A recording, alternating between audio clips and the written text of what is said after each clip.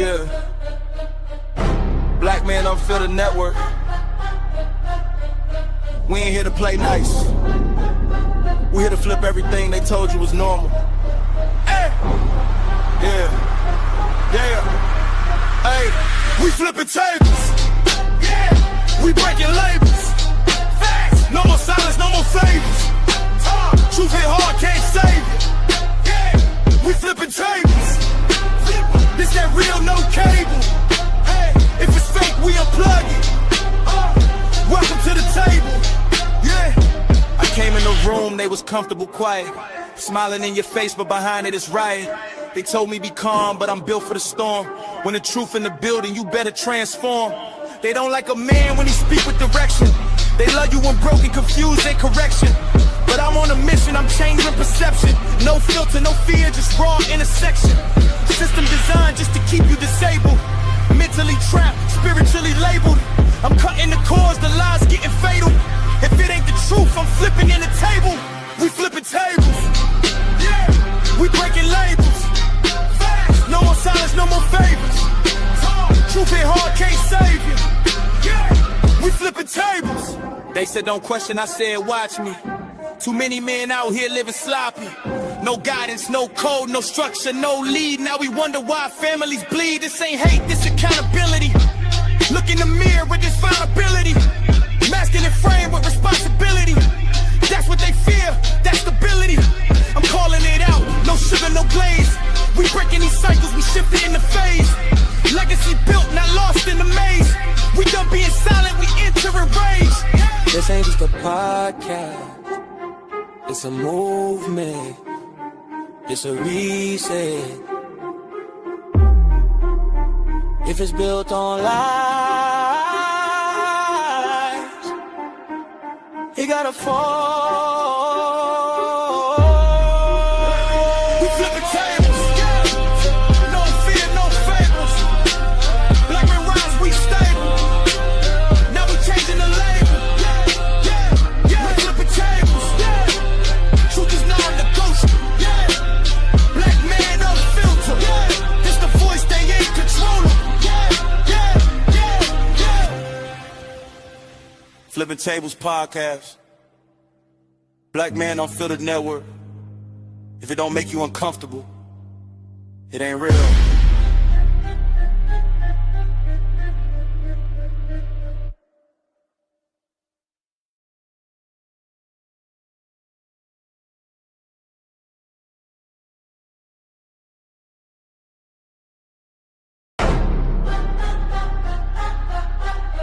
Yeah. Black man Unfiltered network. We ain't here to play nice.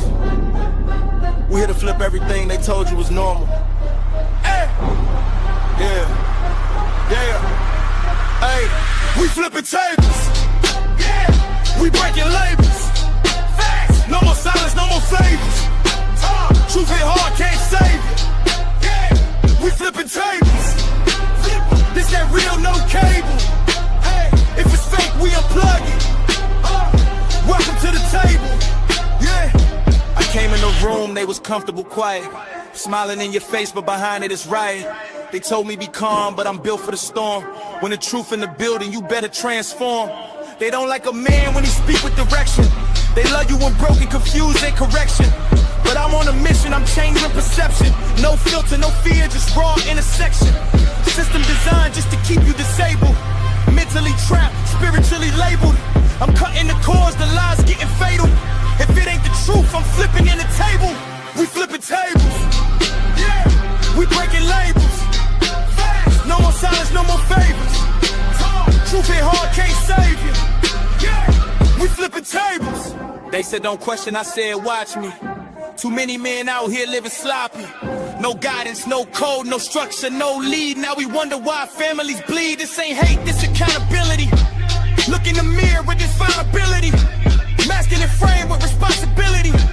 That's what they fear, that's stability. I'm calling it out, no sugar, no glaze. We breaking these cycles, we shifting in the phase. Legacy built, not lost in the maze. We done being silent, we enter in rage. This ain't just a podcast. It's a movement, it's a reset. If it's built on lies, it gotta fall. We flipping tables, no fear, no fables. Black men rise, we stable. Now we changing the label. We flipping tables, truth is non-negotiable. Black man unfiltered, this the voice they ain't controlling. Flippin Tables podcast, Black Man Unfiltered Network. If it don't make you uncomfortable, it ain't real.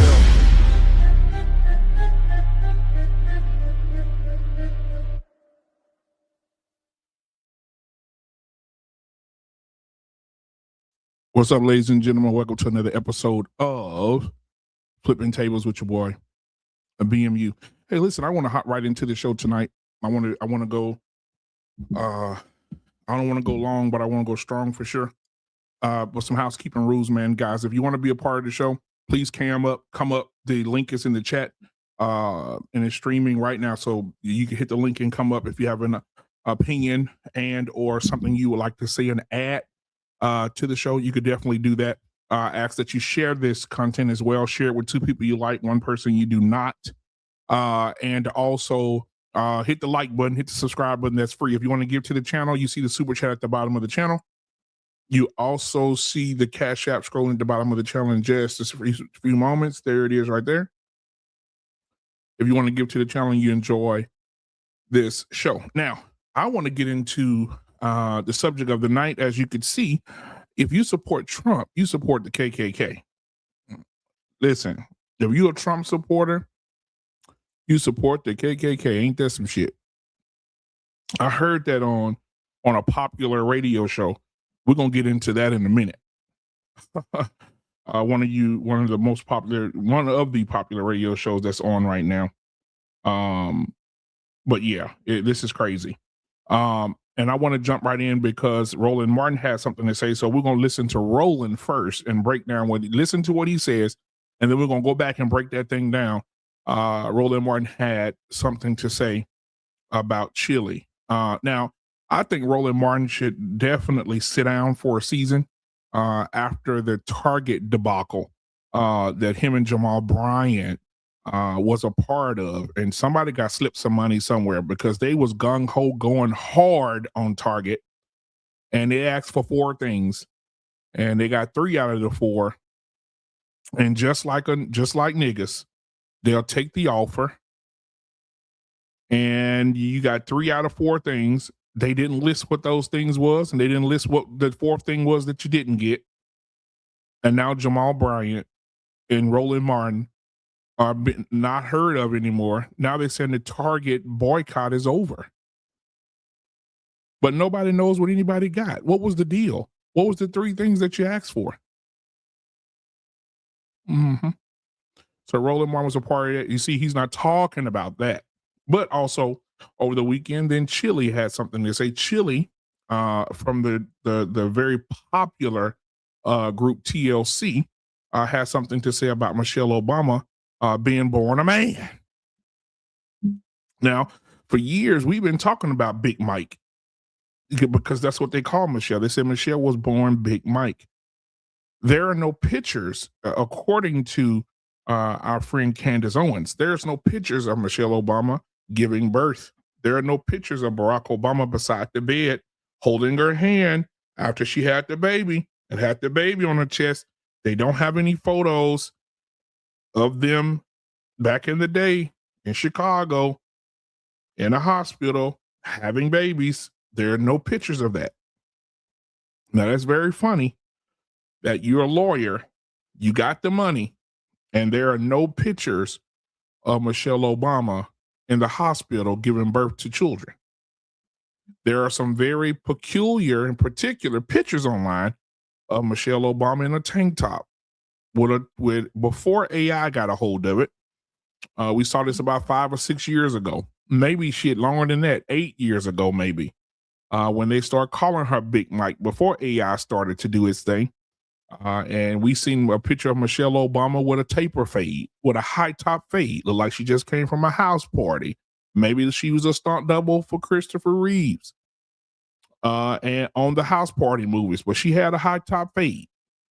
And Barack Obama had his arm around her. It do look like two niggas who just got through playing basketball together. I'll put that picture up later. Well, I'm gonna hop right into Roland Martin. And because Roland Martin had something to say about Chilli, and I want you guys, if you don't know what happened with Chilli from the group TLC over the weekend, she reposted a video of Michelle Obama being born as a man. And then she also they also released records of Chilli supporting MAGA and supporting Donald Trump. So she really gave money to support, right? So what I want to preface this real quick, that it's the dumbest fucking thing in the world to tell someone if they support someone, they're part of the most heinous group of people on the planet. How can you tell people they're supporting the KKK just because they voted for Donald Trump? Guys, if you want to join the conversation, the link is in the chat. Let's go ahead and get over here to Mr. Roland, not Smartin. Let's see what Roland had to say. Hold on just a second.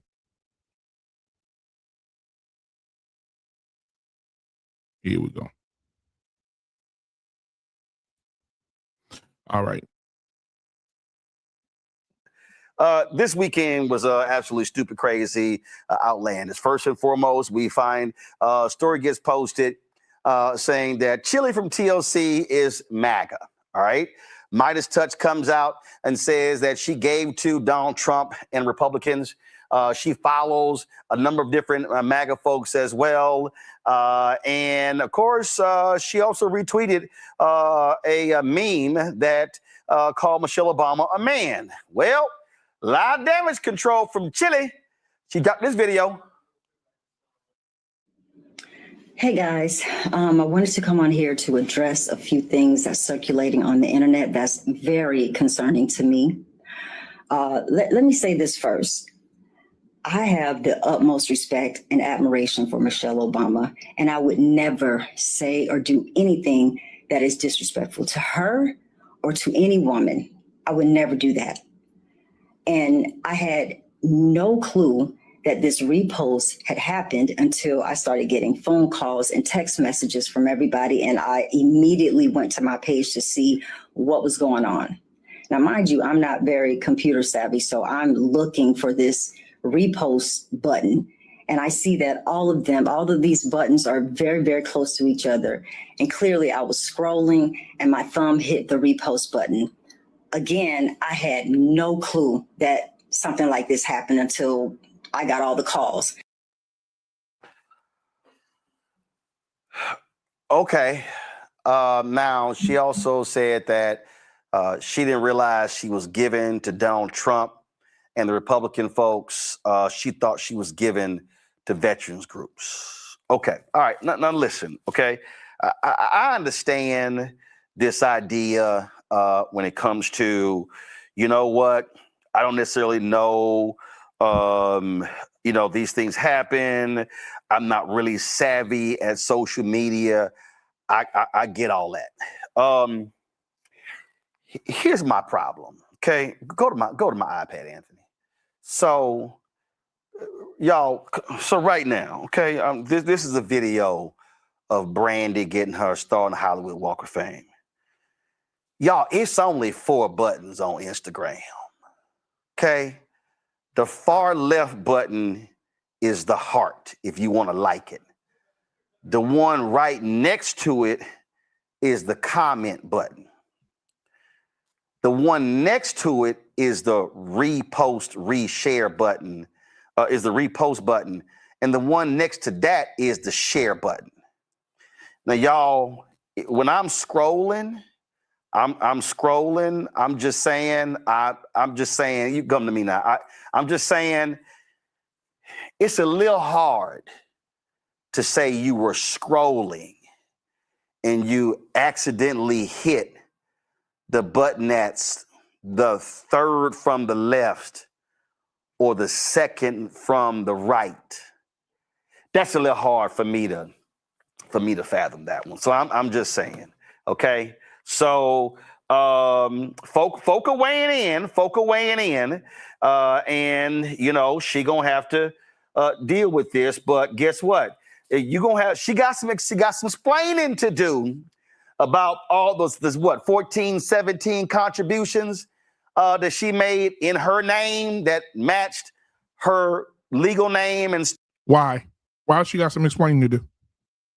She can support who she want to support. She worked hard for her money. She's been a performer for over 20-some years. She made her own money. She made her own living. Why does she have to explain anything? See, Roland Martin wants an explanation from somebody who is a grown individual and adult. If somebody supports another candidate that you don't like, then they don't have to explain shit to you. That's their own goddamn decision. They made their own choices. They don't have to explain anything to you. She got some explaining to do. If I was Chilli, I wouldn't have released no video. I would have stood on business. Stand on business if that's what you believe. But now if you say something and if you have an opinion, now all of a sudden you're going to lose money. You're going to lose engagements. You're going to lose concerts. Concert tickets are going to drop. We're going to lose. I heard about Salt and Pepper is on tour with them, and Salt is talking about, I'm leaving. I can't believe she's Salt. Shut the fuck up. I'm trying to understand. I'm really trying to understand why people can't have their own opinion.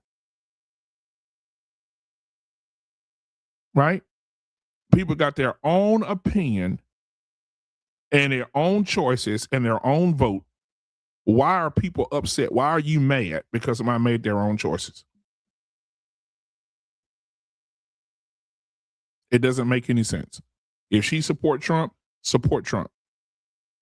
If you support Kamala, who lost terribly by millions of votes, then support that. That's your choice. You supporting a loser, though. She lost. And people still hadn't gotten over it. I don't even really think it's an attack on Donald Trump. I think you guys are mad because you believed after y'all raised almost $1 billion that don't nobody know where it's at oh my God, her fundraiser made history. The first person in 90 days to raise almost $1 billion in campaign funding. Nobody knows where that is. She spent half of that on Beyonce. Beyonce said 4 sentences and got paid $50 million. Then you had all these twerkers come up. You had Megan Thee Stallion on stage popping her ass on stage, and these white women was looking like, damn, this is how we gonna get the votes. And guess what happened? Those white women came to those Democratic conventions. They came there. They had the abortion vans there for women to get abortions. Yes. Y'all don't believe me? Just go Google it. They had abortion vans outside the conventions where women can go get their babies deleted. They had Megan Thee Stallion twerking on stage with her little sexual act popping her ass. They had Beyonce come up there. They had all these celebrities. Who else came up there? Oh, she had Quavo. Oh, God, Jesus. Quavo came up with a see-through fishnet gay shirt on because, she was running on gay. But the gay didn't help her. Quavo came up dressed like a woman, and he put himself on stage, and you raised all this money, paid all this money to these celebrities, and you lost. You lost. And it's time that people just get over it. You got to get over it. You lost. LOS. You lost. You got to get over it. You got to get over it. Hey, people lose. Kamala was not good for the country. Listen, she ran on the LGBTQIA plus silent P campaign. That's what she ran on. She ran on sex changes. She ran on gay. She ran on everything about gay. When they asked her a question, are you going to do anything for black people? You know what she said? She said, I'm not going to do just anything for black people. You knew then she wasn't going to do nothing. All her sorors got together in her sorority. and they got together and they put on their shoes and they're green and they're pink and they just jumped up and down. Oh my God, we're going to have the first Black, Indian, Muslim, Jewish, Black, Caucasian shit. We don't know what she is. And on top of that, she's married to a white man anyway. So you know who's going to be making those decisions in the White House anyway. You weren't going to get the first Black Indian, Pakistani, Jerusalem woman in the office. It just wasn't going to happen. She lost. The woman couldn't even hardly talk. She couldn't answer questions. How do you feel about how do you feel about the weather outside, Kamala? Well, they told me if the sun came out and went back down, that's a full day. That's the sun, you know? What the fuck is that? What does that mean? Can anybody help me understand what that means? I don't understand what that means. She couldn't hardly talk. She couldn't articulate her words. And they raised all that money. And Trump put his foot so far up her ass, he was using his shoelaces as dental floss. And y'all are mad. Just say what it is. You're mad. You're upset. You're mad. You're mad. Everybody on the radio, everybody on TV, you're mad. The woman couldn't get her race down. She didn't know who she was. She don't know who she is as a person. She don't know her nationality. She don't know her orientation. She don't know what language she want to speak. She was going places trying to speak Jamaican. She was going places trying to speak like she was from the hood. She was trying to speak, when she went to Texas, she tried to speak like she was from Texas. She code switched everywhere she went. She didn't know who she was. She couldn't stand on business. She ran on sex changes and gay people. She ran on children's books, gay children's books being in libraries for children. That's what she ran on. And people were tired of that. People said, I'm not voting for that shit. And those white women who was in there cheering for you, holding up those signs, talking about Kamala, Kamala, Kamala, and what's Tampon Tim? Because he was your damn vice president. Tampon Tim. Everybody know Tampon Tim, the governor over in Minnesota, who she had running with her as a vice president. He was the first male governor to put tampons in boys' bathrooms in public schools in Minnesota. Tampon Tim. So that's why her ass lost. She lost because she ran on something that was unnatural. And I'm going to say this. I heard this today and I'm going to repeat it. You cannot say you're pro-black and you gay. And let me tell you why.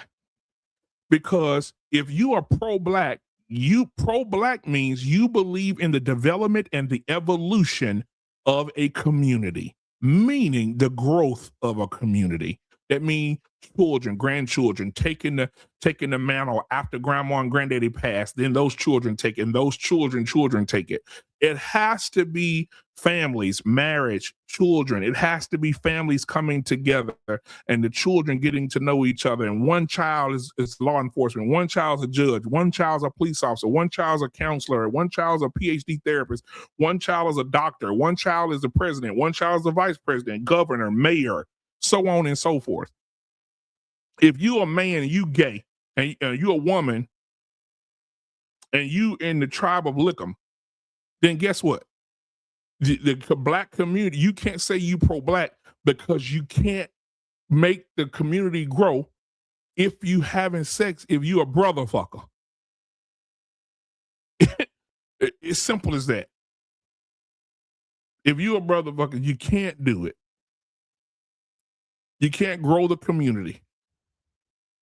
You can't. Booty hole does not make the community whole. It doesn't. You have to be able to procreate,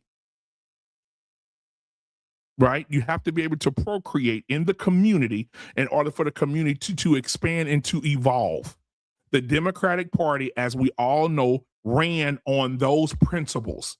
They ran on principles to break down the black community. We already know that they removed black men from homes. We already know that black men got the short end of the stick. We already know that Joe Biden said, if you don't vote for me, you ain't black, meaning niggas keep on voting Democrat because all we gonna run on is gay, cutting off your son's dick, sewing up your daughter's pussies. That's all. That's what we're running on.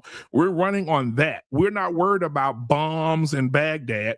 We're not worried about Iraq. We're not worried about Afghanistan. We're not worried about Israel. We're not worried about Iran. We're worried about if your son can get his penis split down the middle and become a damn female. I remember a video in Africa when they spoke to the African president. What did he say? The African president said he told them, you can get on up out of this country. We don't even want none of your money. They threatened, when Joe Biden was still president, they threatened the African president. They threatened him. And they told him, we're going to cut funding and help to your people if you don't allow gay people to do their thing, if you don't start embracing the gay community. Guess what? I'm so happy that African president stood on business. He said, take your funding. We're not doing that gay shit over here. It's still going to be illegal. If we catch you being gay, we're going to cut your butt cheeks off. He stood on business. And y'all wanted to vote for that? Can you imagine Kamala sitting in the office trying to negotiate with another country, another terrorist, a regime that wants to burn America to the ground? She is not equipped and never was to run the country.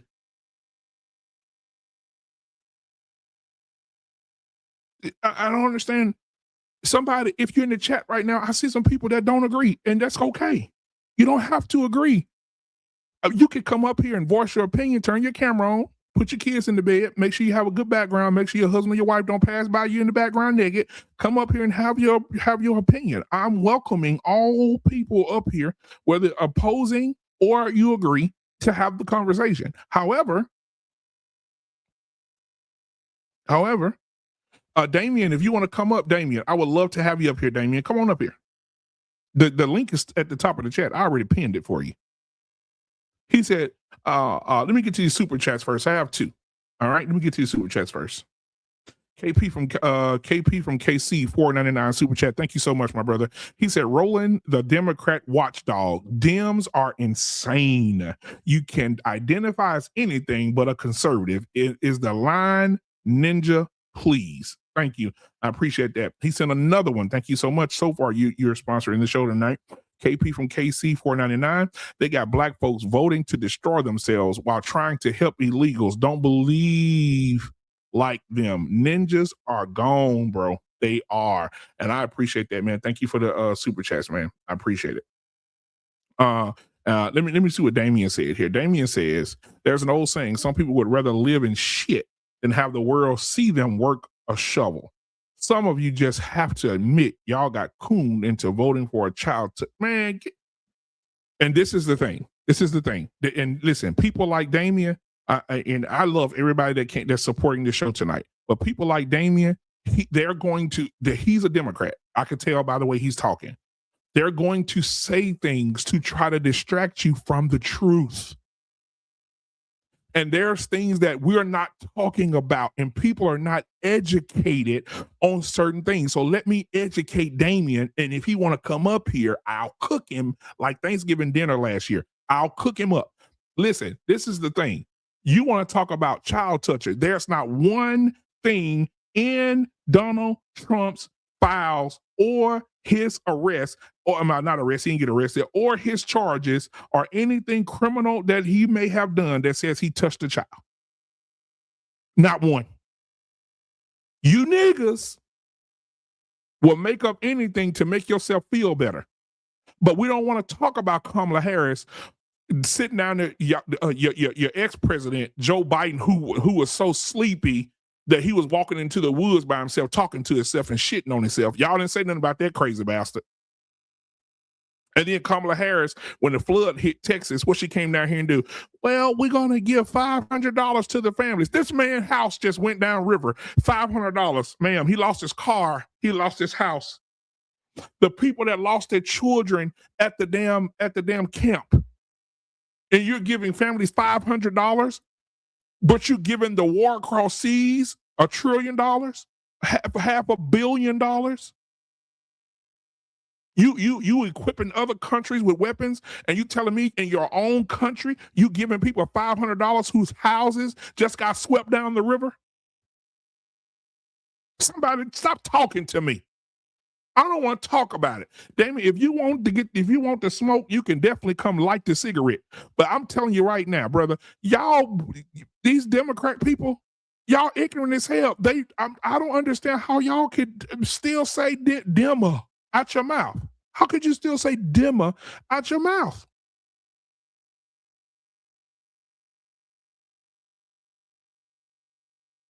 Right? Anissa, I sent you the link. This is what I'm saying. I invite all these people to come up here and voice their opinion, and nobody show up. So since you ain't gonna show up, sit your ass in the chat and listen. And if you change your mind, just hit the link.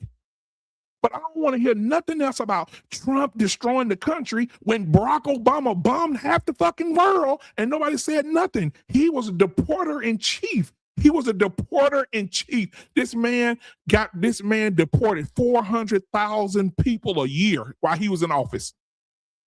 400,000 people a year. And y'all talking about, well, he got ICE out here. Shit, ICE been around forever. Shit, ICE ain't melting. It's been around forever.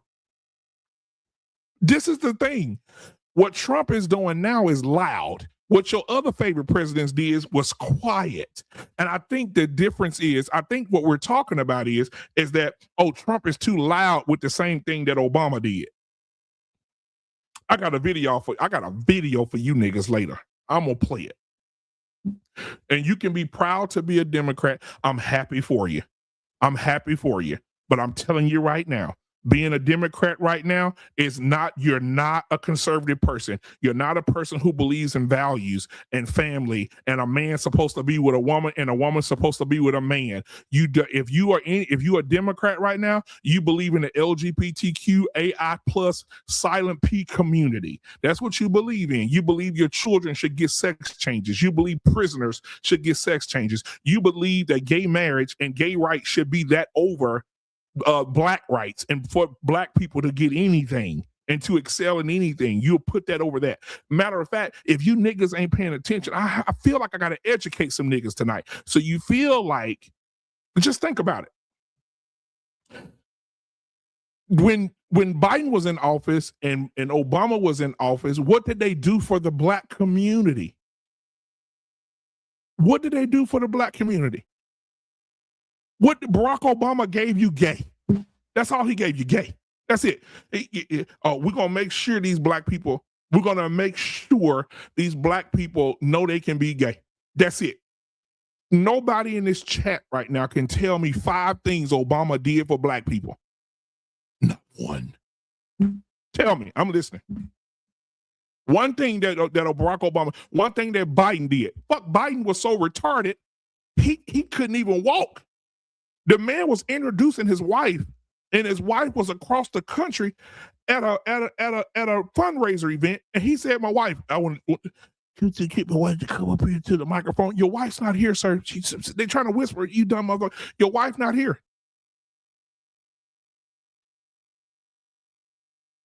This is crazy. And anybody oppose what I'm saying, again, you're welcome to come up here. Unless I sent you the link, get out the chat and come up the bat. I sent you the link. If you got something you want to say, bro, come on. And I got the receipts. I've been waiting. The gun is loaded.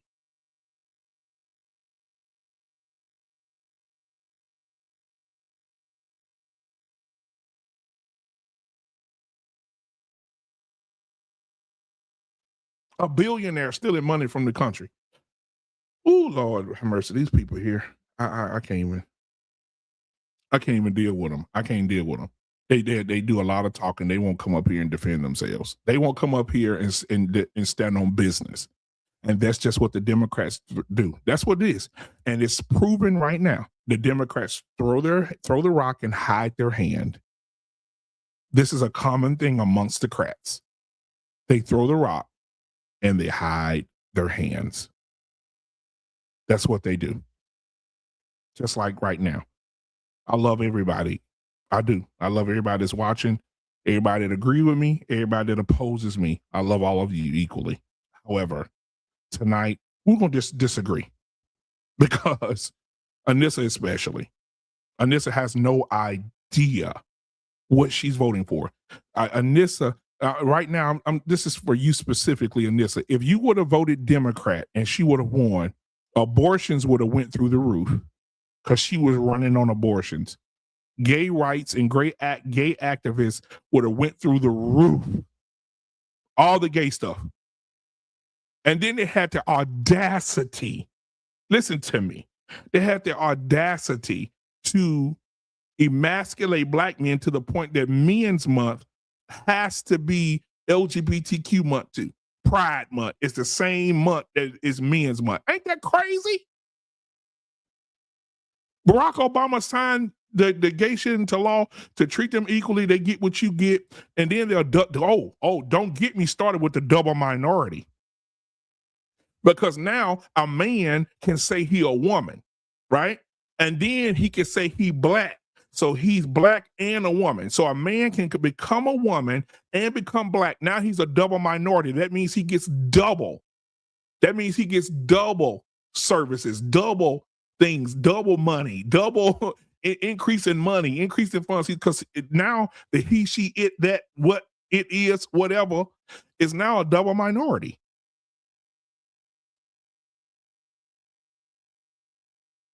If you are still, thank you, KP. If you are a male Democrat, you definitely sitting down to pee. There's no way you are a masculine black man and you support a party who says they want to run on the fact that black men should be having sex with other black men. And women should be licking on each other. And that's okay. That's okay. Now, you can't come up, listen, I see you in the back right now. It seems like you floating in space with stars behind you. If I can't see your face, you can't come into place. I need to see your face. I don't need nobody trying to manipulate my channel. I need to see some face. I need to see your big light in the back. I need to see your entire face. And when we can get that, then I'll let you up. But if I can't see you, I can't bring you in. Okay, yeah. Okay, turn your light on in your car or something. Yeah, turn your light on in your car. I need to be able to see your face. There we go. All right. Speak your mind, Doc. What's up? So I heard you saying that the Democratic Party is a party of homosexuality, degeneracy. Absolutely. Okay. What's your thoughts on gay marriage? I think that it's unnatural. Okay. I'm a proud black Democrat, Adam Clayton Powell, I rock with the whole old school Democrat. Mm-hmm. Old school Democrat, see? Go ahead though. Okay, yeah, old school, whatever you want to call it. Yeah. I don't rock, I'm not the Malcolm X type, I'm more strategic type like Adam Clayton Powell Jr. Okay, so I absolutely unequivocally accept the fact that homosexuality is degenerate behavior. Transgenderism is a mental illness. Okay. So you're saying that the Republican Confederate flag loving fascist and racist party isn't the party of degeneracy? I didn't say that. You didn't say that? Nope. Okay.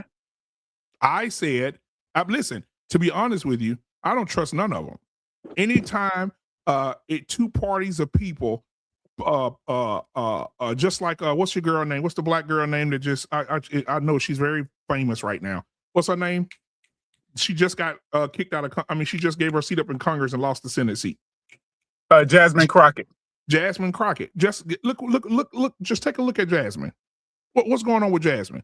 Jasmine thought I can use my ghetto antics to get on the Congress, talk shit, talk about women's big back blonde and all this other shit.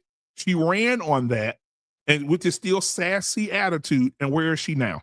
No, she didn't. Wait, let me make something absolutely clear. She didn't run on that. Her comments about the broke back, whatever about the other one who got, disbarred by Trump, who's soon to be out, or if she's not out already, the one from Georgia. Yeah, she's It out. was She's in out. it was in response to her, and I heard derogatory comments about her, calling her ghetto and not calling her all these other names. So Jasmine Crockett saying negative things to her was because she was saying negative things about Jasmine Crockett first. Okay. And Okay, those so are facts. Okay, so we'll take that. So then what about Jasmine Crockett's what about her comments about Hot Wheels? Hot Wheels? Talking about a disabled man in a wheelchair.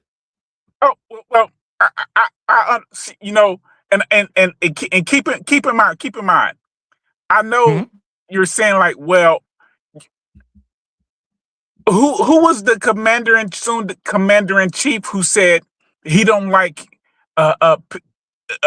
POWs who are captured, making fun of like captured POWs? Who was the guy talking about retarded people? Who was the guy talking about people being overweight? So I know. So I don't. It's coming from both sides. When she said that, it had absolutely no. So what? Because the commander in chief,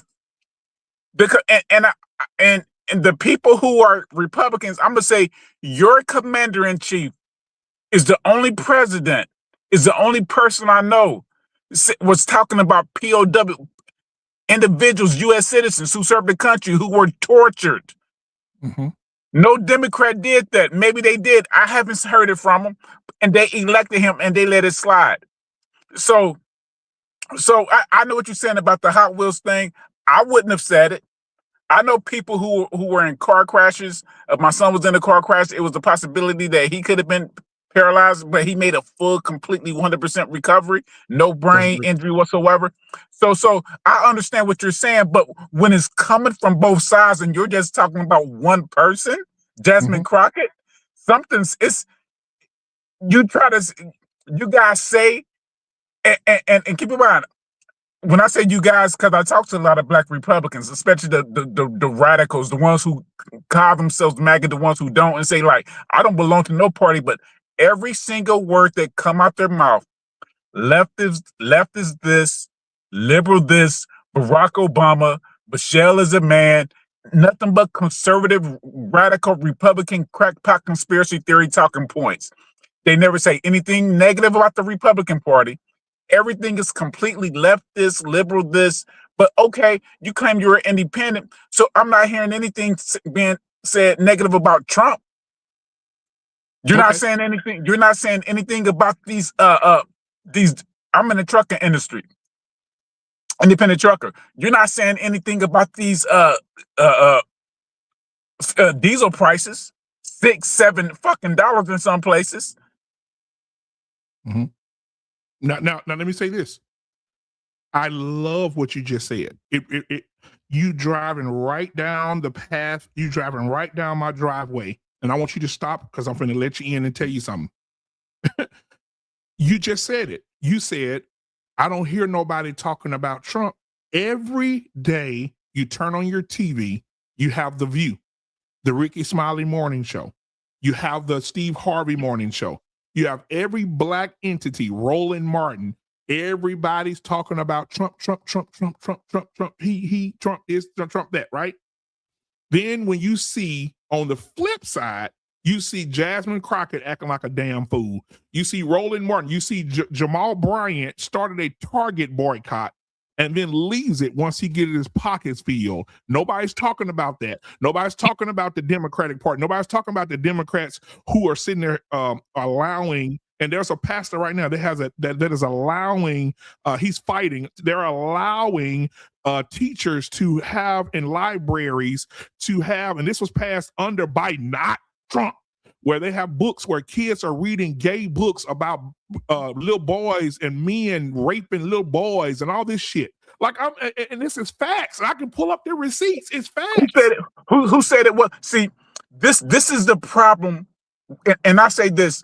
This is the problem with Black men who claim to be Democrats, Black men who claim to be Republicans, black men who say they're totally against abortion, black men who say, well, the Democratic Party is the party of black abortion. No, it's abortion. This is, can't anyone, when I explain this to them, they say, wow, you're absolutely right. Okay, I have daughters. They're totally against abortion. It wasn't because of the Republican Party. It wasn't because of the Democratic Party. It's a cultural thing. It's what your parents teach you. Sometimes your views and sometimes your religious views are passed on to your kids. When they get a certain age, they might switch. But I have always stood fast against abortion. I'm totally against abortion. Now, if a woman is raped, if it's like molestation, incest, hell yeah, she have a right to get an abortion. Well, so pause for a second. I want to ask you a question, and I mean this. I'm not being facetious. Do you know the percentage of abortions that are from like relatives and or rape? Hey, look, I'm gonna be honest with what I'm about to say. I don't need to know it. Less than 1%. I know. I'm not advocating. I'm not. What I'm saying is, I don't need to know it. What I'm saying is, the only people. If a woman have consensual sex, and her and the dude break up, and she want to get an abortion, well, should it be a woman who put herself in that position, who is against abortion because the cultural religious thing? She's gonna keep the baby. So we can talk about all this stuff about the Democrats, the party of abortion. I don't hear, okay, abortion is legal. I don't hear the women of the nation of Islam complaining about abortion, because the rate of them getting abortions, and they can, is damn near zero. Exactly. Because it's a cultural, why? Because it's a cultural thing. Okay, I've done it before. I go out there, I see black men, I see white women, I see white men in front of abortion clinics. I saw a white woman with a Pan-African flag saying, no, if Black lives really matter. She didn't say she didn't say she was a Republican. She didn't say she was a Democrat. She just said abortion, period, is murder. And she the one who highlighted it to me, like, no, it's really when parents start teaching their kids that abortion is murder, and you pound it into your kids like how it's wrong, you're killing a life that has potential to be something great. Okay, perfect example. Let's say they lower the alcohol consumption age to 16. But let's say you grew up in a household. Let's say I'm with the Nation of Islam. Alcohol is bad. We don't need it. It puts you in a state of mind of where you can be taken advantage of, especially with your daughters and all this other stuff. It can lead to negative things, to addiction, all this other stuff. So those people who teach it as a cultural wrong, they're not going to really have a problem with it. It ain't gonna. Of course, it's not going to be 100%. But when you have a people who just trying to blame it on a political party, basically what you're saying is, well, I need the Republican Party to ban it completely, because I can't teach my family members and my daughters and my sons that abortion is wrong. So I need the white man, I need the white conservatives to ban it completely and threaten them with jail. Like I said, abortion, when it comes to the Nation of Islam, it doesn't exist. Mm-hmm. Homosexuality, when it comes to the Nation of Islam, it doesn't exist. You don't hear about it. It's no issue with them, because culturally, they preach the negative, have degenerate behavior, just like me and you doing. Okay, so let me say this. I want to say this because I want to preface this into the conversation. Some of our, I heard a person today, and welcome to the show, Coach Ferg. What's going on, Coach? I want to talk about this because this has so much meaning to it. We sit here, black people. I'm not talking to you, Black Democrat for life. I'm saying specifically about in a general set. We talk about this abortion thing, and the reason I say I'm an avid person of information. I love to consume information, right? And so I want to share something with you, right? But when we talked about the party of let me stop sharing this and I'm gonna pull this up. I want to show you something. Let's see what we got. Okay, so I want to share this with you. Now, I put in Chat GPT. Who is the party of the LGBTQ?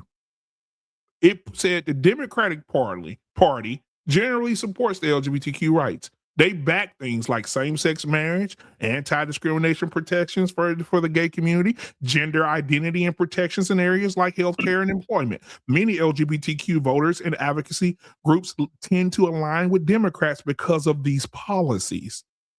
Democratic Party is the party of homosexuality. This is facts. I'm pulling up the receipts. I want you to see it. Let me say something quick. Go ahead. Know this. So what? Oh, now they are the party. They are the party. Just okay. Who was the Treasury Secretary? Who did Trump hire as the Treasury Secretary? Scott who? Yeah, hold on. But you just said I want to stay. I'm gonna put some pressure on you right quick. You just said a few minutes ago that the Democratic Party was not the party of the LGBTQ. No, I didn't say that. I did not say that, brother. What did you say? I know I didn't say that. Okay, go ahead. Finish what you said. Who? Okay, who did Trump hire as a Treasury Secretary? Scott who? You can Google it. Check who? Tell us. No. Scott Bessent. Bessent, yeah. Yeah, he's a gay white man that's married to a man who adopted kids. Okay. Is that not? Hold on, look, I'll put the link back in the chat. I wouldn't have hired. I'm gonna tell you right now. I'm a black man. I'm straight black pride. I would never hire a gay man to work for me. You don't know who you hiring. But he knew who he was hiring because it's public. No, I'm saying you don't know who you. They got married. They got married in 2011. Okay. Trump knew that he was a gay man. Mm-hmm. That he adopted kids. Right. Is that degeneracy? Yes. Okay. Well, but you would he would have hired a black gay man? No. Hold on. But you hire a gay person, a gay man, versus allowing an entire group of people to have these pride parades with their dick swinging. There was a pastor in Alabama who said it's amazing that they had the gay pride parade on Sunday and they walked out of church on that Sunday and saw the gay pride parade and men naked, kissing each other in the mouth, holding their babies' hands, walking down the street. With a capital D. See, I'm self-employed.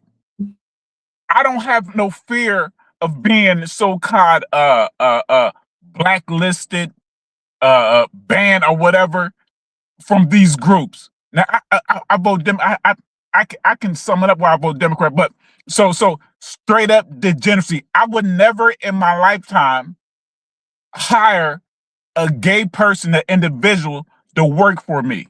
Okay. Period. Point blank. Period. Okay. I do not accept gay couples adopting children. I don't accept gay couples, gay white men adopting black children. Okay. Period. I agree. There you go, Damien. The link is in the chat. I agree. I agree with you. And I agree with everything you just said. I agree with everything you just said. And I say and I have to pound this to people. That abortion bullshit, it's a cultural thing. Once we start raising our kids that abortion is wrong and stop leaving it up to the state or a party or cause I can say this. You have a plethora of Republicans who are for abortion, but they don't want it to be like a later in like the term. It have to be what, like a month or two versus like so I'm totally against it, period. So, but once it's a cultural thing, like the nation, and I'm not with the Nation of Islam. I have my things negatives about the Nation of Islam, but I rock with them because, not rock with them, but they teach that homosexuality is not beneficial to the black community. They promote eating healthy. They promote exercise. They promote women being dressed modestly. They preach loudly and proudly that abortion isn't evil. It's sick. It's a cultural thing that we do not need. Okay, so Black life should be cherished. So I'm gonna let you go, Coach Ferg. I need to go down this path real quick. Where that somebody I got another super chat for $2.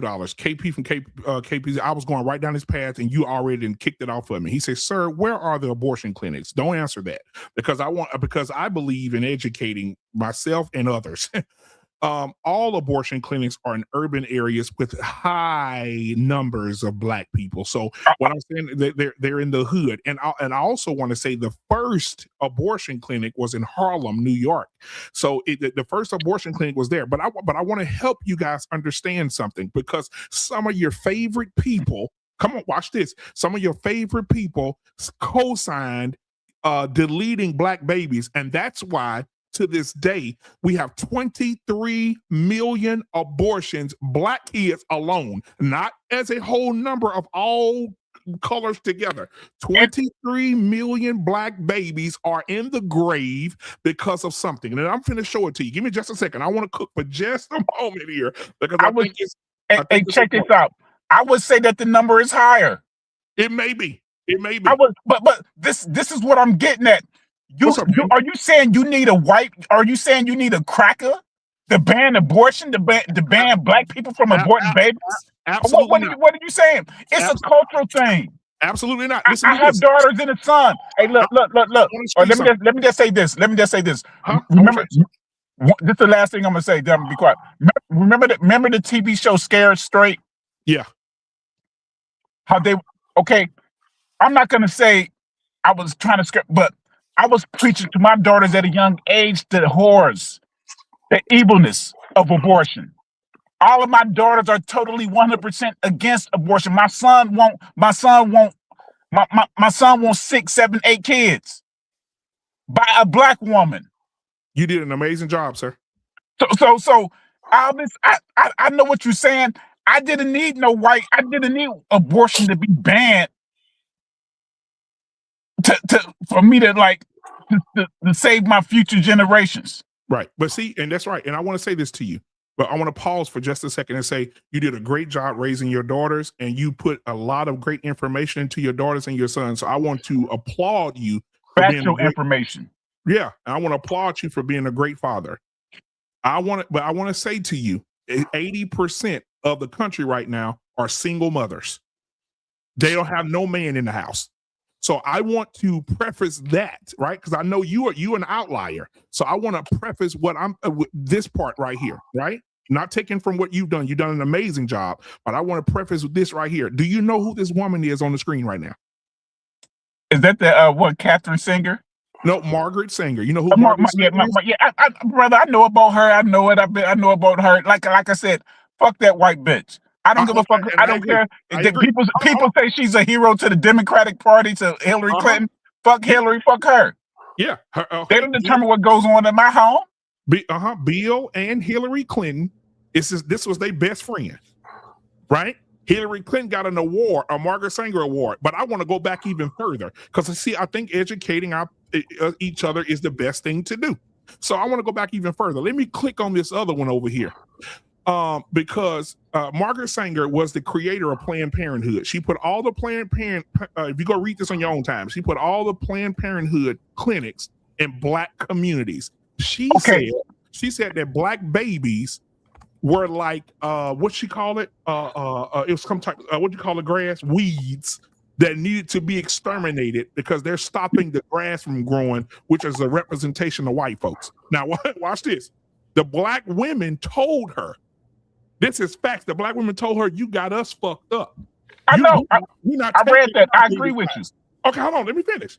She said, "You're not taking our babies' lives. You got us fucked up." That was the Black community said. They fought back. But guess what happened? Margaret Sanger say, "I know the way to exterminate them niggas. I'm going to get their best leaders, and I'm going to use their leaders against them."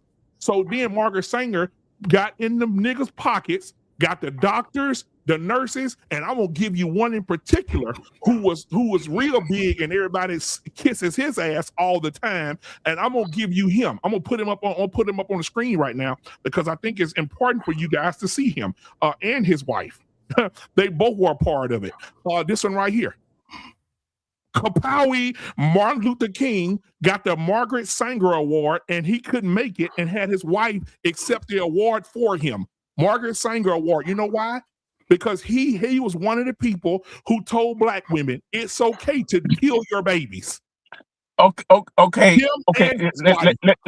me say this. Martin Luther King every year, and he was a part of killing half the community.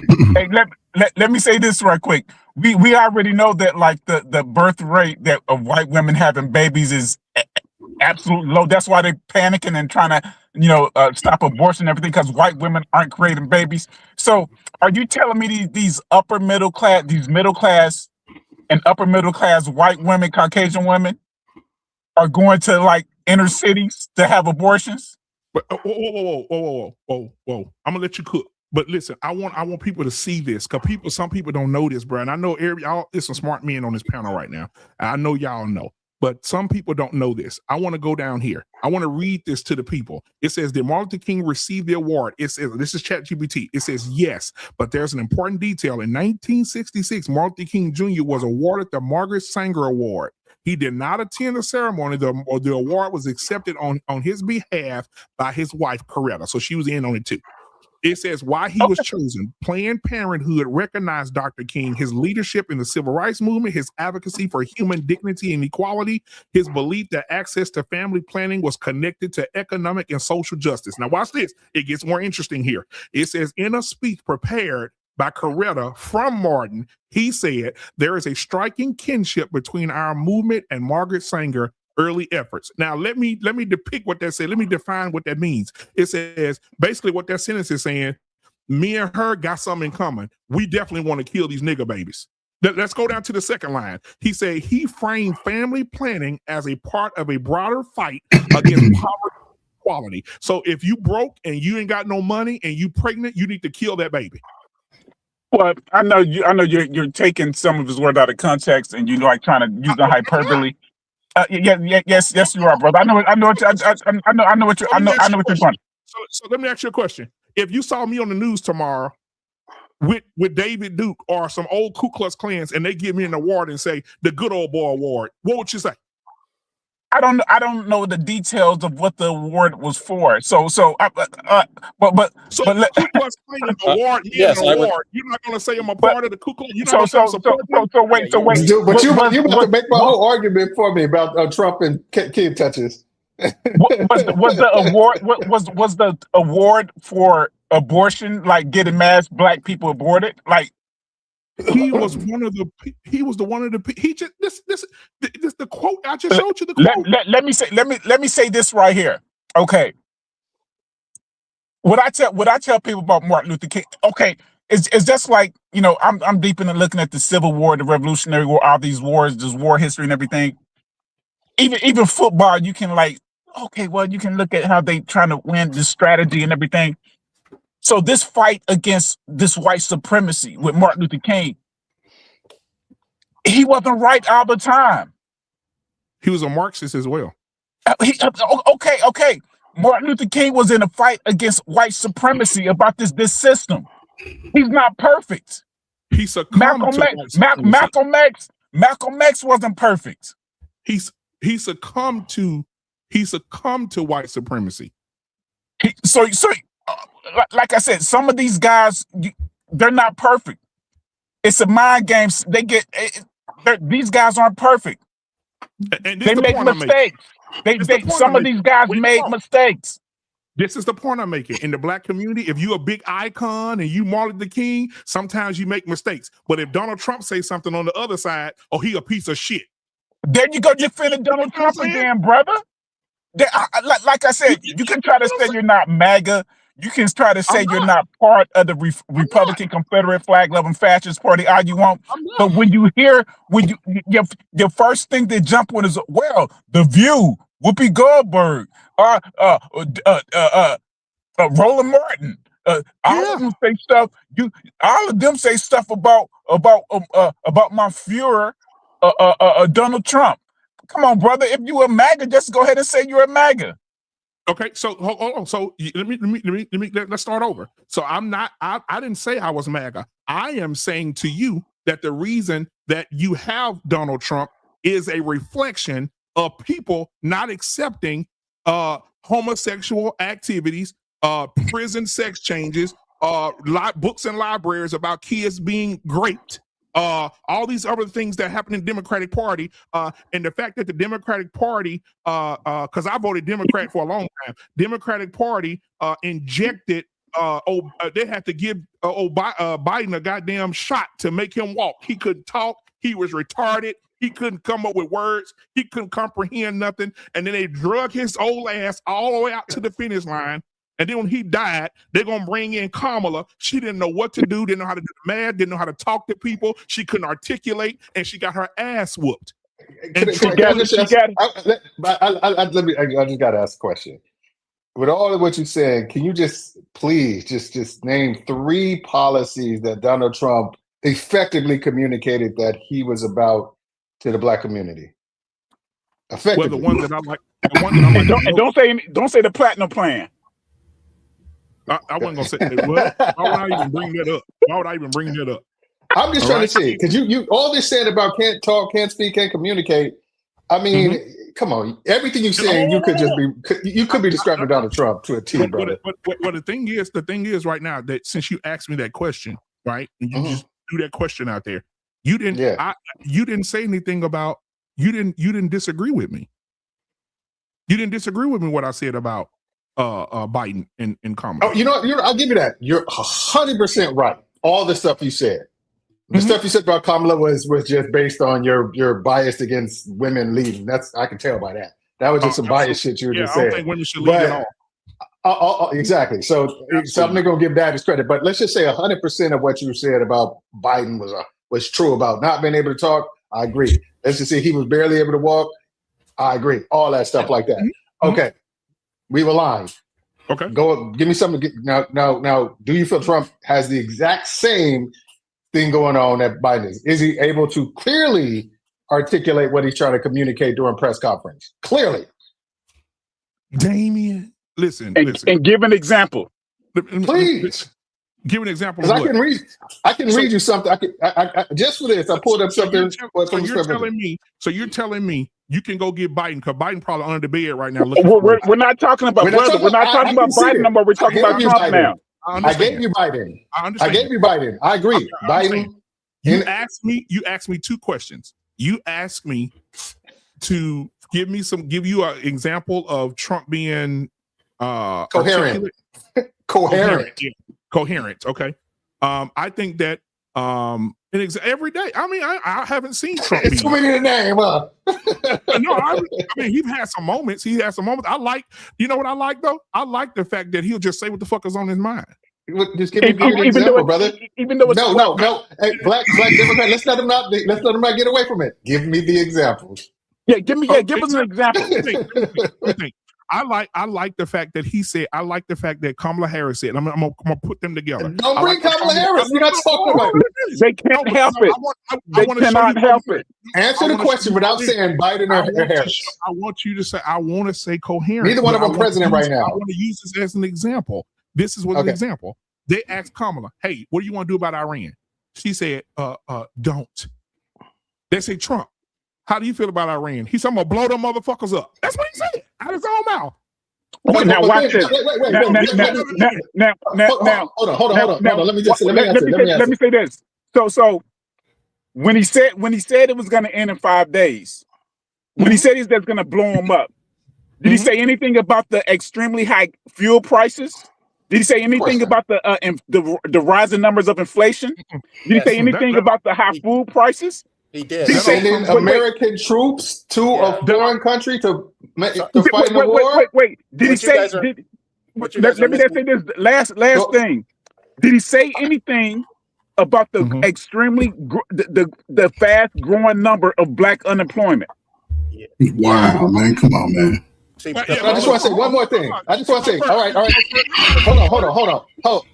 BMU, I just want to say one thing. Are you telling me If he said he was going to blow him up, hold on. If he said he was going to blow him up, then why did he campaign on no new wars?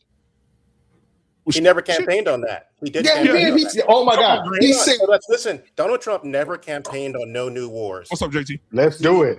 Donald Trump said that he would have nothing but prosperity for Black Americans. There's going to be no new war. Like he didn't. He pretty much said, "I'm going to." You're about to say it. Do everything for America and for Black people, and he loved Black people.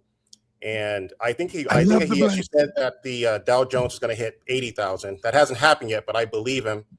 And I think the Iran war was supposed to end in 5 days.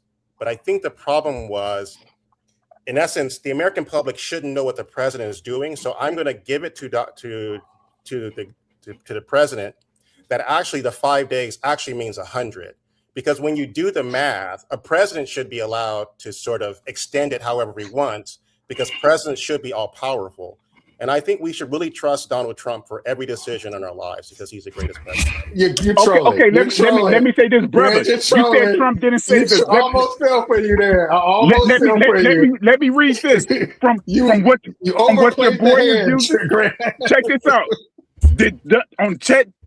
On ChatGPT, did Donald Trump say no new wars? Yes.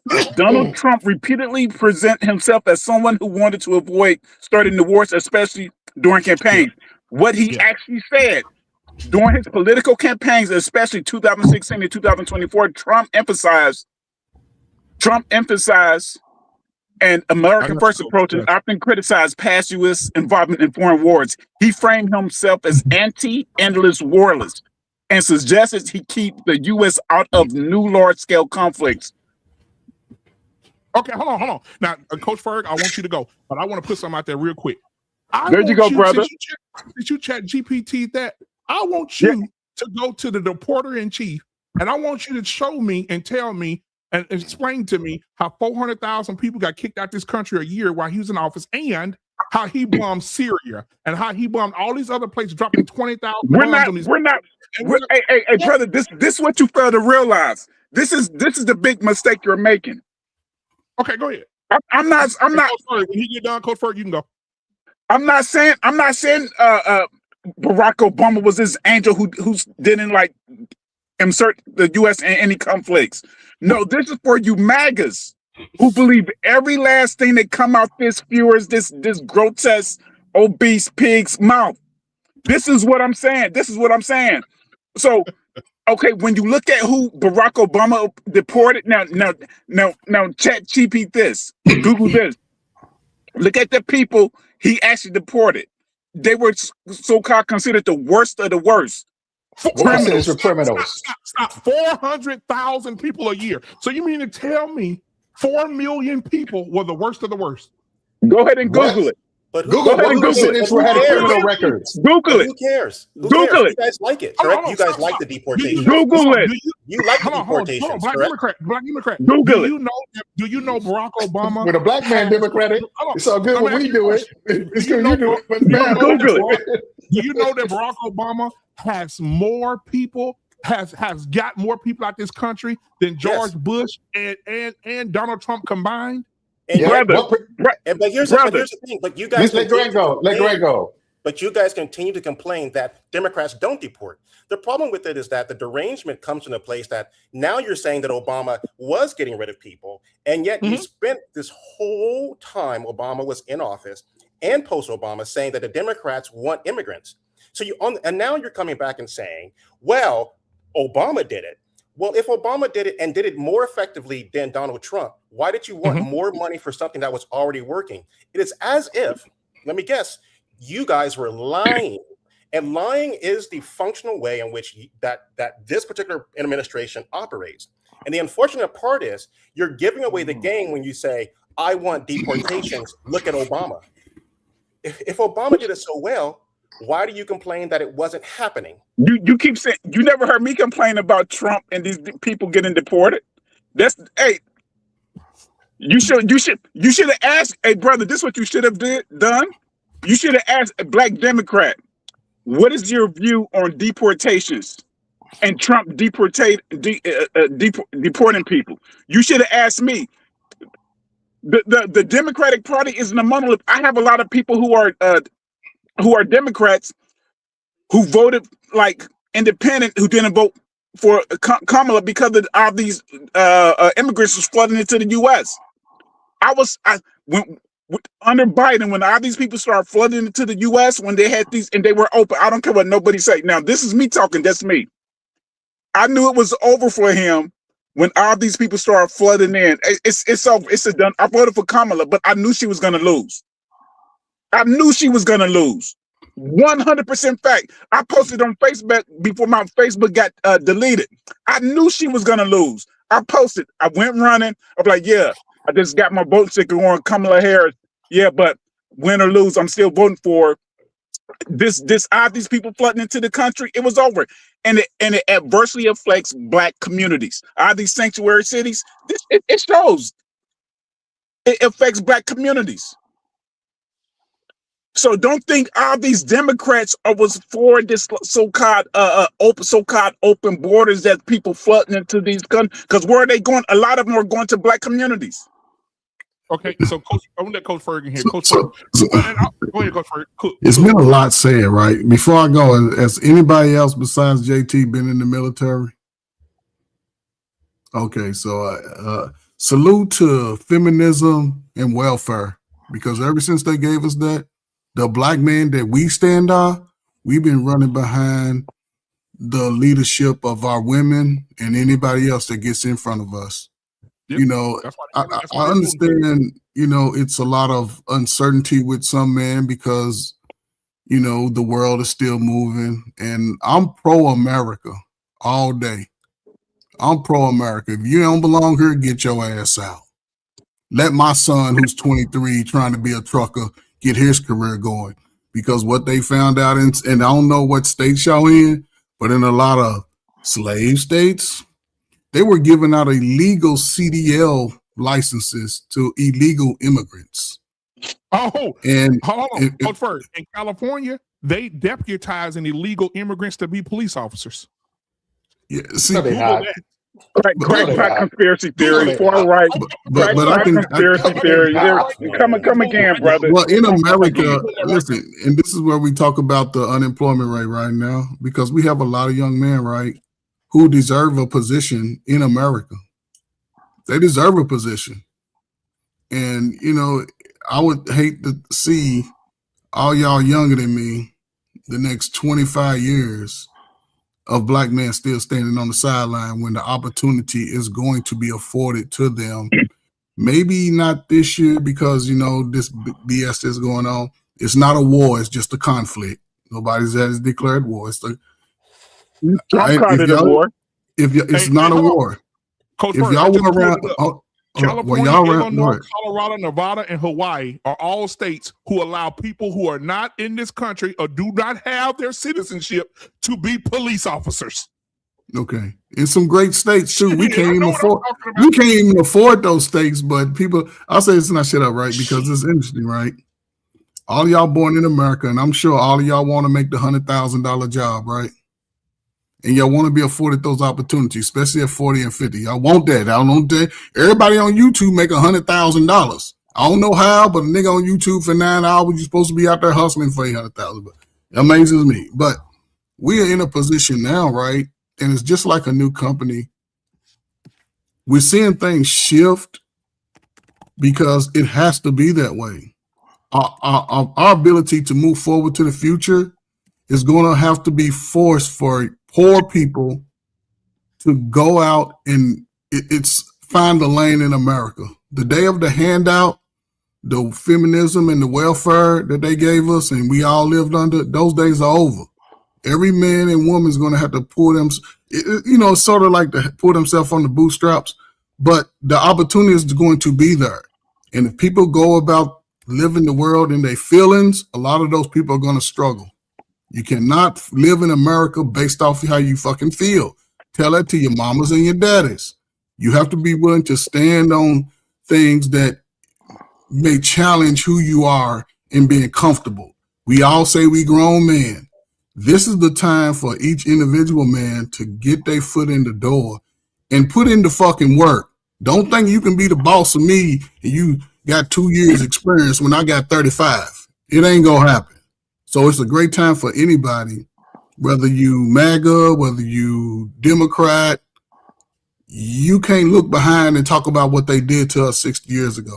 Now is the time. I can do that and still prosper.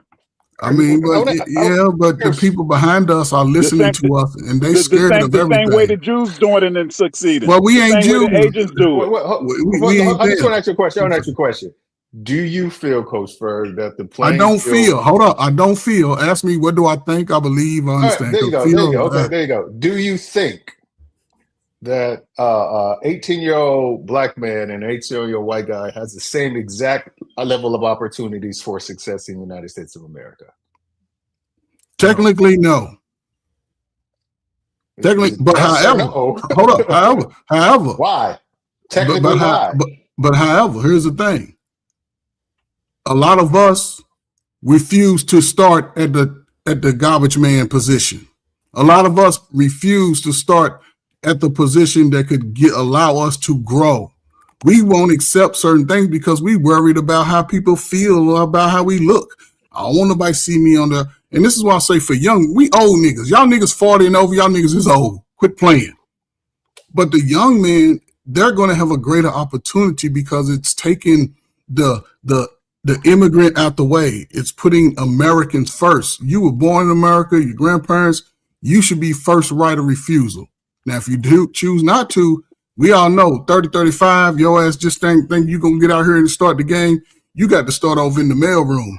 You ain't coming in the office yet, but people got to make that decision. All I'm saying is that's easier. That sounds great. But see, that's what I'm saying. Now everybody's scared. No, do it. No. Nobody's scared. I'm saying it sounds great, but the thing is this: we all know the way that this America is. Ain't nobody black, white, or yellow picking those strawberries in July.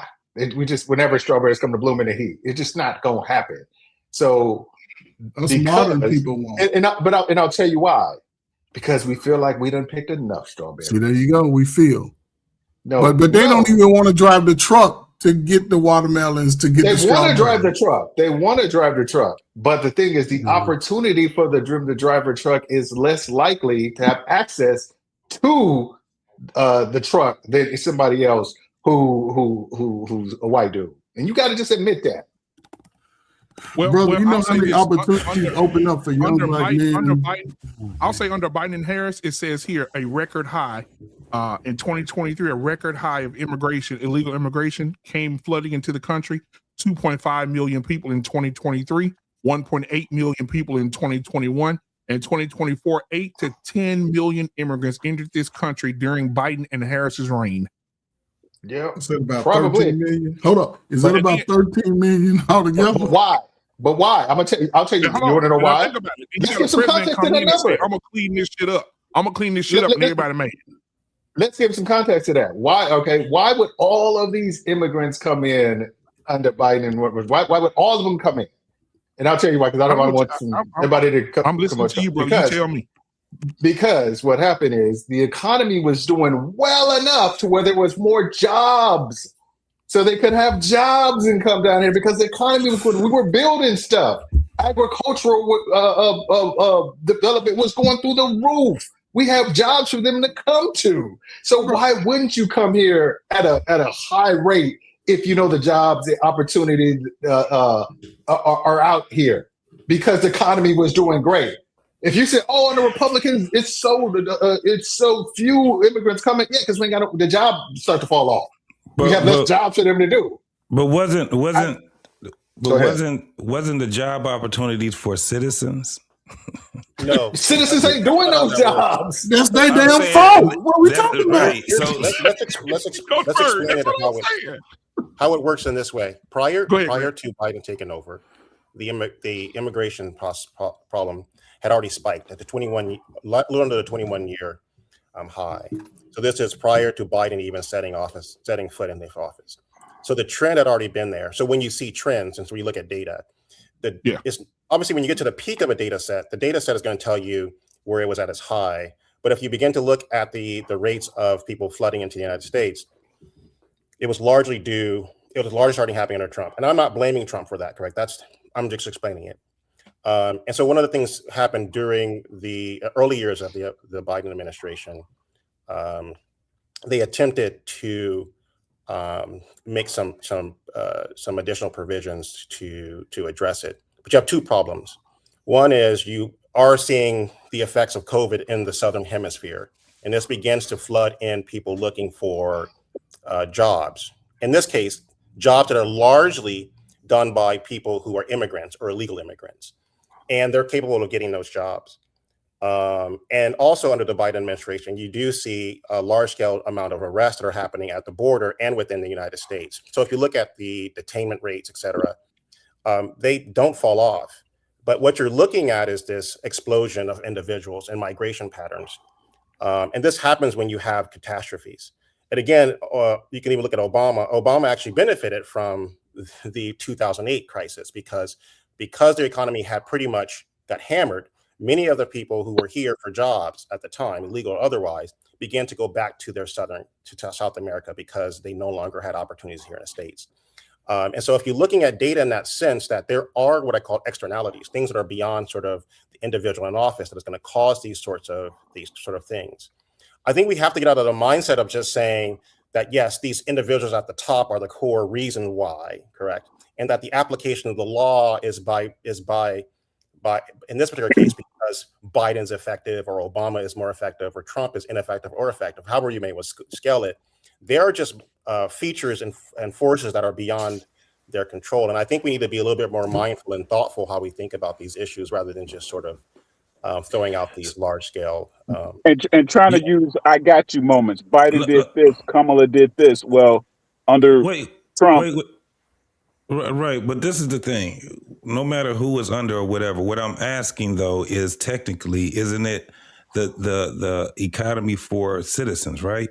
The reason why I'm asking that is because we have a problem with the exporting of jobs and the importing of positions. And in the meantime, those Americans that claim that they can't find jobs and they're being handed a whole bunch of stuff, instead of them being held to task to say, you better get your ass out there and start taking those jobs. Wow. It takes away from that in the middle.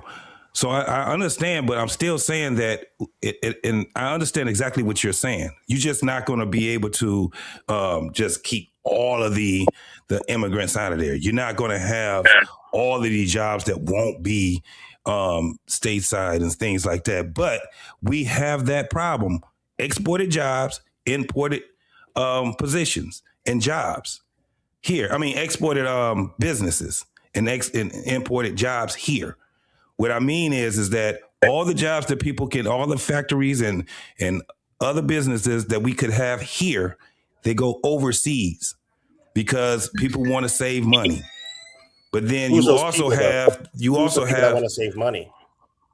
The business owners. Yes, and who do they vote for? And who do those business owners vote for typically? Democrats. No way. I mean, I'm sorry. Clinton was the one that No. Not even Democrat or Republicans. Conservatives. That's what I'm saying. Yes. So that's what I'm saying. But at the end of the day, they're trying to clean up the economy. But how can you do that when you have so many an influx of people coming from other countries that are illegal? How do you do that? But countries aren't sending their most countries are not sending their illegals because to get over you can't just fly from Somalia, no matter how much you've been told in the news that they snuck over some imaginary border. In essence, they're refugees. But mostly the people coming from South America are because we share a border. You don't see a lot of immigrants from Western countries like Canada and Europe because in essence, they have functioning economies that can actually serve their people, which is the most important thing. So when you bomb countries in South America under the guise of freedom, and then you disrupt those particular parts of the country, of the world, that blowback shows up in your backyard. Now let's talk about the jobs that you're referring to. Yes, I can agree that jobs going overseas are problematic, but when you think about the jobs that are currently sitting mainly in China, those are largely low-skilled jobs, and those low-skilled jobs require low wage. And we all benefit from that because most of us ultimately are able to do what we call higher wage jobs. And I think the other thing that gets missed in all of this is that a lot of the hand wringing you see in these discussions are that the immigrants who are dumb by some estimation are somehow taking smart Black men's jobs. I mean, if you're that smart and you're getting beat out by people who have relatively low educational attainment, you have to then examine what is your educational attainment. Because as someone who can't read and you're losing a job to someone who can't read, and supposedly you're an educated Black man, then you should be wondering whether or not you are truly as educated as you have imagined yourself. Because if you truly are skilled that you perceive to be, you most certainly are not losing your job to a low-skilled wage earner. So can I say this, and then I let the other brothers do I just want to say this, let them go. Go ahead. I got one more. But we also understand that there's an influx. There's an influx in crime also in certain parts of America. Now, it can get worse. This is why I say what I say. Look at Europe, right? They got they're doing worse than us, because when you go over to Belgium and when you go over to places like that, the Netherlands, a lot of those good neighborhoods that they used to have and good spots that they used to have, they're nothing but ghettos and ran down. You can look this up. If you look up Brussels, one of the reasons why they got an influx of crime, like terrible crime too. And then when you look at it, guess why they have the crimes there? Because you got a bunch of immigrants. I think it's close to 90% of their citizens are immigrants. And when you look at it, just look it up. When you go and you look at the city of Brussels, you will see how bad it is now. It's terrible. Really? Let me say two things real quick. And you think that can't happen in America? BMU. It's not 90%. I think you're sincere, but when you make up stats like that, it makes it hard to make these. There's no 90%. By and large, the people coming into Europe are from the Northern African states, which have been bombed into almost oblivion, and they continue to be in conflict. And what they're seeing is an influx of individuals trying to flee war-torn areas. And those war-torn areas are because the Europeans, and to some extent the Americans, have not dealt with the colonial powers that continue, the colonial issues that continue to exist. We can, as African Americans, can shake our head, but the reality is the French still do a lot of damage to their prior colonial states. And this ultimately harms and it doesn't allow for them to actually build a functioning society. We cannot, on the one hand, say that these people should stay in these countries that are damaged by these things, and then when they flee to places in order to get refuge, that those people who are fleeing refuge are somehow the bad actors in this situation. But it's all intentional, though. I don't know if y'all, where was y'all at in '94 when Biden and Clinton intentionally signed the lock a nigga up bill? Y'all remember that bill? Do y'all remember that bill? When Jeff was 18 and I was 16 and JT was 14. Do y'all remember that bill when they said, hold on, because it wasn't about education. Because you could come out of high school and go work in the factory and make $40,000 a year, right? And live. So what they did was, Clinton, let's sign this free trade. We go send all these jobs where brothers could get early in life and make a living. We're going to send them to these third world countries, right? And what we're going to do is we're going to fund that. And we're going to make sure that they can make it on pennies on the dollar. So this black man who's big and strong, when he get out of school, he ain't got shit to do unless he go to our college, unless he go give us $50,000, $60,000 of his money. What brothers got smart was they said, I'm going to bypass that. I'm going to go to the military. I'm going to get this damn CDL. I'm going to get these skilled trades. The smart brothers did that. The brothers that chose not to, they got caught up in that whole favorite generation, the 80s babies. They got caught up in that. It was teenagers selling to grandmothers and grandfathers, and so kids were getting caught up. But also, a lot of those kids are no longer here. A lot of y'all big uncles, y'all heard the story, but he ain't no longer here because he was affected by another kid. And he might have just got out 6 months ago because he done spent the bulk of his prime life inside these democratic jails that they build every day. And I'll say this and I'll shut up, right? What they do, they did it in Saudi Arabia. When they go over and they bomb all these, like when they bomb all these little places, they take American ingenuity and technology and rebuild, run it over there and say, why are we fixing this up? Them new apartments, hold up. Y'all all got new apartments right now coming up in y'all city that niggas can't afford. Yeah. It ain't for the I just got to respond to you. Number one, to that point, there's no way. If not, there wouldn't have been the Taliban in the first place because we armed the Taliban to fight. We armed Iran too. Hold up. We created Al Qaeda. We created Al Qaeda to fight the Soviets, and then we left them, abandoned them. Hold up. Didn't Obama abandon them? Didn't Obama Let me finish. That's why. So you can't sit there and say that we do this and then we become altruistic after we received we obtained our goals and decide to help them out. We did. It happened one time in American history, and that was Japan, and that was it. That's every time we've ever done that. Every time we've left them dusted and disgusted with a broke down society, they had to rebuild themselves. That's how America treats its allies in the past. And one last thing too. So I'm listening to you, Coach Ferg. It sounds like your beef ain't with Democrats. Your beef is with capitalism.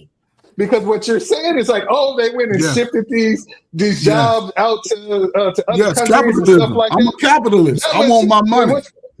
Then how you gonna be mad at something? I don't care. Listen, if you both sides. Listen, I'm gonna tell you how. Mad at somebody figuring a way to make more, but a capitalist figuring out a way to make more. But listen, I never said I was mad. I'm just speaking to what's going on. It's people choosing sides. Democrats, I want the LGBTQ to read to my son in a blue dress. I want all the women to get better opportunities than me. I'm just going by what is there. And listen, I don't rock with none of them. Think about it. Hold on, brother. You a big, tall brother. You appear to be tall, right? I'm 6'1", so well you're taller than the average of us, right? Yeah. You're taller than the average, right? So that's where the women start counting. 6'1". Yeah, see, 6'1". But again, you done things to make sure over the course of your life that you have opportunities as you became a grown man, right? Mm-hmm. Somebody gave you the information to say, hey, this is what you can do. A lot of brothers don't have that voice to say, hey, here's opportunity. Go get it. Because you can't blame your mom and your daddy once you're 21. It's all on you. It's a lot of people now, like you said, since COVID, are choosing not to get out there and put their boots to the ground. And I'm sure you ain't gonna let none of them niggas run over you. None of them niggas go take your place and they ain't put in the work. I get it, but my situation was a little bit different. Like I had a biological dad who wasn't about shit, and I had a stepdad who was a man of business, a man of principle, who taught me how to succeed in life. So that's what I'm saying. It's like some people didn't have it like the way I have it. Some brothers didn't have another man that came in and showed them the right way to salute to the stepdaddies. I got to salute to them. Yeah. Gen X stepdaddies. I got a dope one. Hey, Grant, I do correct myself. It wasn't 90%. It was 78%. My point is that it's overpopulated over there in Brussels. It's almost 80%, homie. That's what I was saying. And when you look at the details that's going on in that country, and not just that one, it's a whole bunch of them that's over there. You do have a lot of people that is in power that actually look at that. World news is important for us. So that's the only thing I was just saying. You know what I'm saying? Okay, niggas, I can watch the show with everybody else. Shit. Let me ask the brother this. The one Black Democrat, give 1 second. 1 second. We're gonna let Uncle Jeff in there. Go ahead, Uncle Jeff. So how many generations? Or not. How many generations do you think it would take for young black men to catch up to start getting out these construction jobs? I'm gonna go get my braids done. Uncle Jeff, what you got? Uncle Jeff. What you got, Uncle Jeff? Yeah, stick a pin in that Black Democrat. Let's let Uncle Jeff get in and do his thing. But I heard what you said. That's a good question, though. It is a good question. He's an old nigga. He forget soon. So go ahead, bro. I'm in Florida right now. Let me tell you what happened. So this guy, this guy, he's a Jamaican immigrant, but he's been in America for like 30, 40 years. He went to New York, the Queens. Now he's in Florida. He's like in his 50s. He said he went to a construction site to try to get some work, and the people told him he can't work because he doesn't speak Spanish. Yeah. Now he identified as a black African American, even though he's a Jamaican immigrant. He's been over. He's like in his middle 50s, close to his 60s. Get you some Spanish. You got to delay. Uncle Jeff, learn Spanish. I don't know it. Hey, Uncle Jeff, go ahead. Hey, man. Peace to the panel. Everybody here has seen Finding Nemo, right? Yeah. Yes. No. I'm gonna bring it around, Grant. I'm gonna bring it around. Right, you're only dealing with residual weed right now. I'm on my weed hiatus for like April. I'm just gonna take off. That's tomorrow. Yeah, for April. No, not until April. Okay. That's tomorrow, Jeff. That's hilarious. No. All right.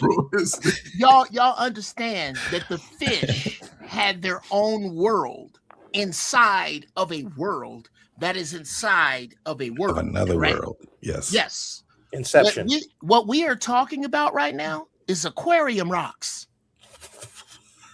We are fish discussing aquarium rocks.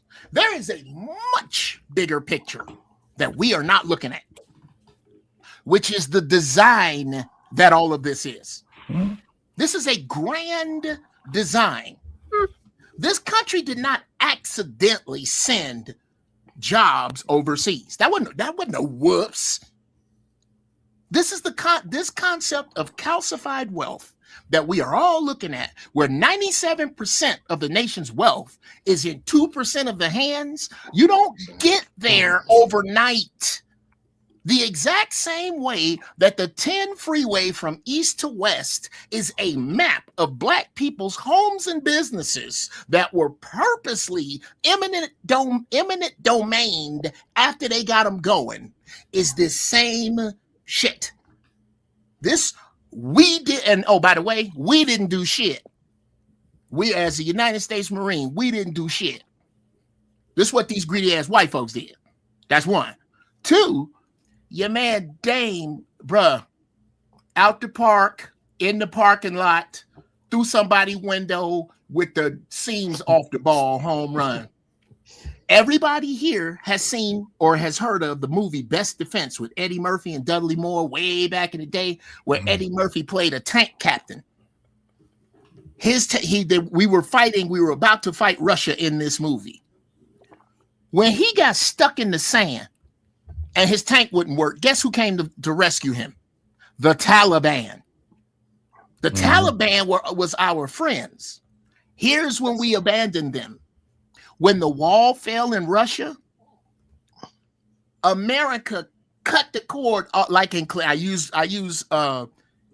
use movies because they're a watering hole. We can all gather the pieces I need to make the point from. Over this, Grant loving this. Just like in clear and present danger, America cut the cord on supplies to the Taliban at the Russian border. We got plenty of money to ease them out. Stopped. Hundreds of thousands of them were slaughtered like that. And from that day is when they became our enemies. And as long as we talking about who can't go get a job right now and how bad jobs are, you are having a fantastic conversation for 1988. JOBS are done by BOTS. The only thing that will save you now is stop ignoring God's purpose for you. Whatever that is, whatever. I don't care what you call God, Jesus, Allah, Buddha, Joey Bag of fucking donuts. I really don't care. But there is a higher power that gave you a purpose. Whatever that purpose is, you better have your monkey ass at it, because ain't nowhere for you to yabba dabba do like Fred Flintstone. That's gone. It's gone. What job? Where? What dependable job? 500,000 sisters just got laid off. 500,000. Y'all. I don't think y'all. We're discussing the wrong thing here. To discuss, and you can, but you're gonna have to refer back to the 1980s. But you know they got their jobs back, Jeff. They got their jobs back? Oh, okay. Well, then maybe I'm not making any sense. No, you making sense. I'm just saying they got their job plus 30,000 more jobs also. Okay, what kind of jobs, bro? Their jobs back. They got those the ones that they lost. They got them back. Oh, okay. It's more of black men. Okay. That's why I get it. It's 500,000 black men have lost their jobs now in 1 month. How about this? 500,000 Americans who look like us. 500,000 don't know how they're gonna feed their kids. Is that closer? No. I was agreeing. Okay, here's my. I just was edifying you. Thank you. Here's my whole point, and then I'll land. As long as you keep following this, without following the plan to take us to the Handmaid's Tale, as long as you keep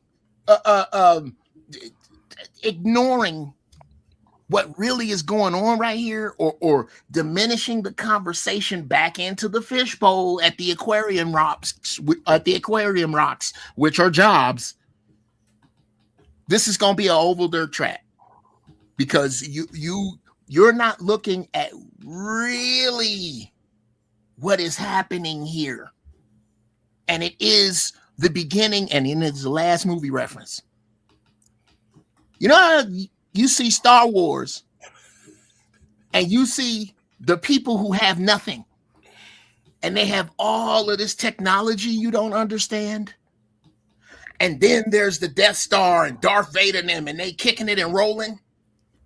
This is where we're going. This is where we're going. And I need somebody to argue that for me. I do. And I'm sorry, guys. I hate to be the downer here, but this talking about jobs and voting and Democrats and Republicans. Why don't we go ahead and talk about Harlem and going out like it's 1945? Why don't we do that? No, Why don't we just get but hold on. Let me just you made a great point, Jeff. No doubt. But Jeff, but you know how even a kernel of these conversations can lead to other things that get us to there. Yeah. Because that's the nature of these current groups. We could start here talking about what's blue. Next thing you know, we're talking about pyramids in Egypt. It's just like, because if people have a genuine interest to learn and to grow and to try to get to know each other or make things better for each other, then those conversations organically develop into something else. Understood. But I tell you who's hitting it. The dude, the graded dude. Look in the chat. 1984, George Orwell. That's a book about Americans substituting words like unalived. These people are literally shaping your language into something else. That thing, that America that was your granddaddy. Y'all say this, I'm done.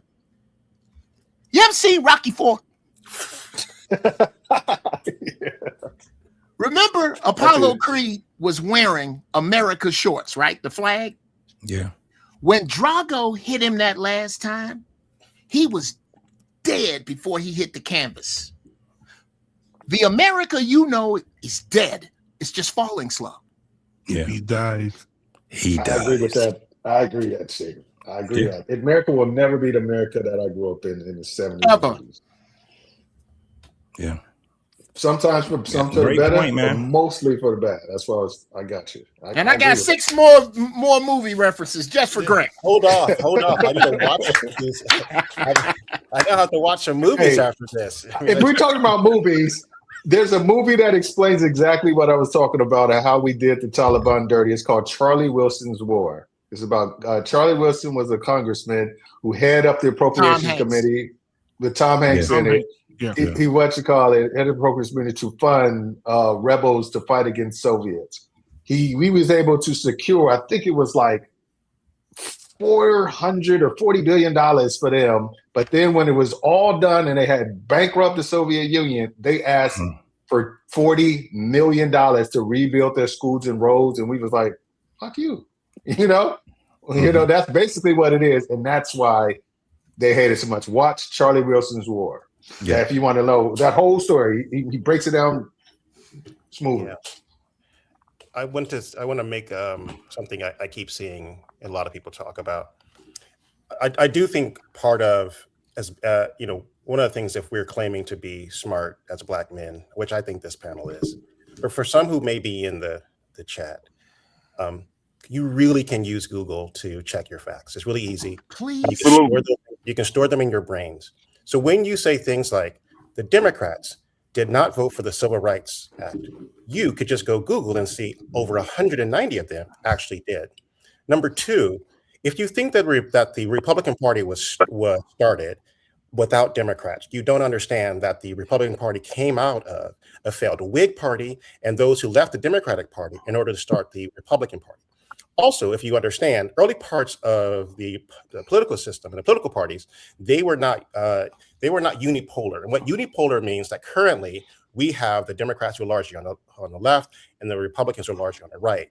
But there was a moment in time in political history in which the parties actually had bipolar, correct? They had two ends of their parties. And in that particular case, you begin to see a shift, and it happens around the 1970s. And then it really gets calcified during the 1980s. It just makes sense to sort of understand these things. I'm not saying you should pick a side. I'm just saying pick a side based on factual information. And that will actually show how smart you are as a Black man, correct? Yeah, because absolutely. You're absolutely 100% correct. And when you have Black Republicans who claim they're not with a political party and they constantly bring up, well, the Democrats are the original party of slavery and Jim Crow, then they say it wasn't a switch, that the party switched. And I say, well, they gradually switched over time. And they're hell bent on on saying that no, the Democrat Party today is still the Democrat Party of the of the antebellum South. Yeah, and then let me also answer this question. Well, you can't trust Google. Well, sir, you can actually go and find other information. Correct. Part of research isn't just. Can you trust books, nigga? Yes, you can actually. One of the things you can do is say you can go and you can look at the actual. I be damn, niggas always got some shit to say. I can trust my uncle. To figure out whether or not you're right. But I also want to leave this with many of the Black Republicans who seem to miss this point.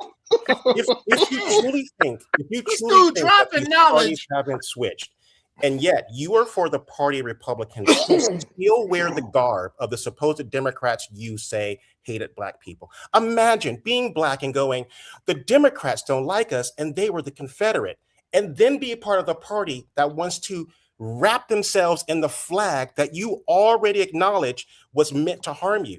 Now, let me help you with one other point, because this is the part.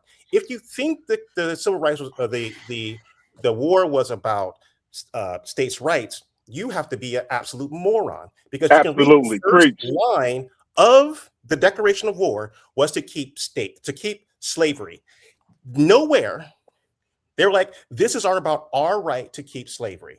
Now, I will tell you this, that the states that actually came up with the states' rights were mainly in the North, because the northern states were part of the original founding of the country. Now, the South did lose, and the South did not negotiate anything. They just lost. So it wasn't as if they lost this war and were like, hey, North, can you try to keep states' rights in your Constitution? Because the war was never about states' rights. Because in that particular case, if the North was not for states' rights, the Constitution would have been changed post-war, because the South didn't win. They lost, and they did not negotiate to keep states' rights in the Constitution because it was already constitutional. So here's the thing.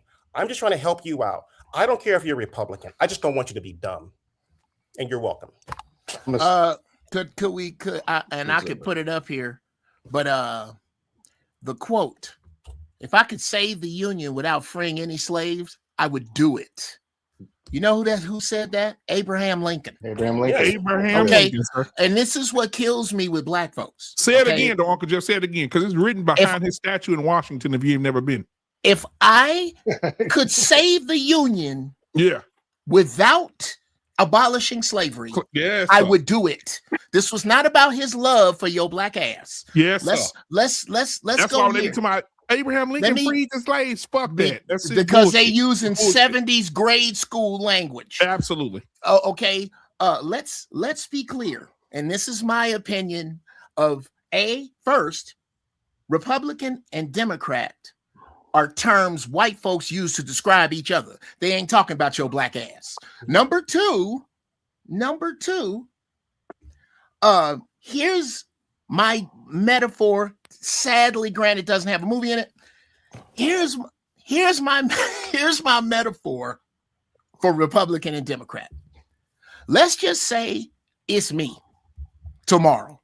Creator don't give these words any power. I get hit in the middle of a street by a car. Wham! And he keep going and particularly fucks me up. Compound fractures, the freaking lacerations, toe up. That was the sound he made. Republicans are on one side of the street. You know what they gonna do? Oh, we're not coming out to get you, but we'll tell you when the traffic is coming. We'll tell you how far the ambulance is. And if you can drag your twisted, bloody, beat up ass over here to our side on your own, we got medical, we got assurance, we got rehab, we got antibiotics, we got all of that. Democrats, they see the same accident and they'll come out and drag you out of the street up onto their porch and go, oh my God, I saw the car. I got the license plate number. I got a good picture of the driver. Let me go in the house and get you something to help you. And they'll come back out of the house with a yo-yo. Do you yo-yo, sir? Oh, you're bleeding. I'll be right back. I got something for you. And they'll come back with a fucking remote. Yeah. They're not going to give you shit, but they will let you sit on that porch and talk about what happened to you until you bleed to fucking death. This is who they are. And they don't I'll say this on land. Every time I hear Republican, conservative, Democrat, or liberal come out of somebody's black mouth, I wonder what in the fuck are you looking at? Yeah. So I would address Jim Crow, because I think one of the things that I hope you understand. Yes, no one is saying that the Democrats were not, or the Dixiecrats, correct, that were largely in the South. So no one's countering that. All we're saying is that the Democrats of the South sound exactly like the recurring Republicans of the South. And if you can't figure that out, I can't help you. If your brain cannot possibly see the same laws, the same rules that they're trying to put in place, that's on you. I'll use one other example for you, because I know these things are hard, correct? But let's take Kamala Harris, who sucks, correct? She's dumb and she's a woman. We can all agree on that, correct, guys? That's fair. And so that way we don't have to argue on that. We can just no. Yes, she has ovaries and bleed. Yeah, she thinks, parenthetically, she thinks that there's actually a cloud above our heads with information in it. However, there was a cohort of us, black men, correct, who said, I don't want to vote for Kamala because she put black men in prison because of marijuana. There was a whole cohort where Barack Obama had to come out and talk to these young black men. It was like, hey, guys, is that really the issue? They're like, yes, she did that. Mind you, the largest population of black men is in the South, who have the highest rates of incarceration, in which Kamala Harris is not at all associated with. So you people are being incarcerated at a higher rate for a drug that's not even illegal in California, where I live, correct? And yet you think that the reason for these high rates of incarceration in a state, now mind you, the Clinton bill was in 1990, the Clinton crime bill was at a federal level. And although it gave more funding to the states, the state laws are what actually caused those things. Now, federal incarcerations did go up, but it didn't go up over any particular nominal trend rate that had already been there. But when we're talking about strictly about incarceration, you can look at the states of incarceration and look mainly in the South and see that Black men in particular are being incarcerated largely on drugs by state, correct, policing and by the state AGs that have nothing to do with the incompetent Black woman who bleeds and have ovaries. So at some point, if we claim that Black men are smart, which I grant you we are, you cannot be showing up to a gunfight with that kind of knife, because really you aren't working with anything that is even remotely close to intelligent. And then I'll also talk about immigration. Immigration, by the way, is in the largest parts is in Texas and California. If you look at the South, which has the largest concentration of Black people, they got no problem with it. Yes. Mind you, immigrants are not even showing up in the southern states because by and large, they don't have crops to do anything with. Those crops are no longer needed to be picked, correct? In essence, you only see them in places like Florida, which, let's just agree, it's really just a Hispanic place, correct? Florida should have just always been for all the Hispanics. But the South has very little concentration of Hispanics, which means that Black Americans are not being tossed out of their jobs by a group of people that represent less than close around 10% of the population. That means that the Black population fundamentally overwhelms the Hispanic population in the southern states, which means that if you could make the claim that they were taking your jobs, you would still be left with the vast majority of jobs when you look at how those numbers work. But in places like California, where the Hispanic groupings are at a higher rate, African Americans still do well. You know why African Americans in California do well? Because we have jobs that actually pay money, and our high rates of education. That means for African Americans in California, we make up 6% of the population, and we ensure that our kids graduated away from college at the same rate of our population. So in essence, keeping pace with your population rates, with your rates of graduation from college, and giving yourself an opportunity for jobs that pay well often keeps you from having to take low-end wage jobs that are often attacked by capitalists in order to pay not you the wage that you think you deserve because you don't have the educational attainment that doesn't allow for a lower educated person to steal that wage away from you because they can do it at a lower rate. If you understand those dynamics, you won't be trying to pick sides. What you would understand is that capitalism doesn't like you, and yet you keep hugging the white leg of your zaddy because you think a woman who has ovaries and who's a Black woman who may wear a wig is your enemy. And that is the craziest thing I've ever heard. And just to piggyback off of that real quick, just like I didn't vote for you Hillary said either. it, just like you said, it turns out when you have these conversations with some people, you find out their problem is not with immigration, it's with capitalism. Because it ain't the immigrants' fault. That I remember Chris Rock said it best. He was like, you know what is the minimum wage? Because owners and business owners said, this is how much I can legally pay you and not get in trouble. If they could pay you less, they would. Because that's their issue. They are trying to make as much money possible, not to create more jobs, not to fund healthcare, not to do anything altruistic. It's they want another yacht. They want a bigger house. They Scrooge McDucking it. Yep. Seriously, they're keeping it for their family and the people that they give a shit about.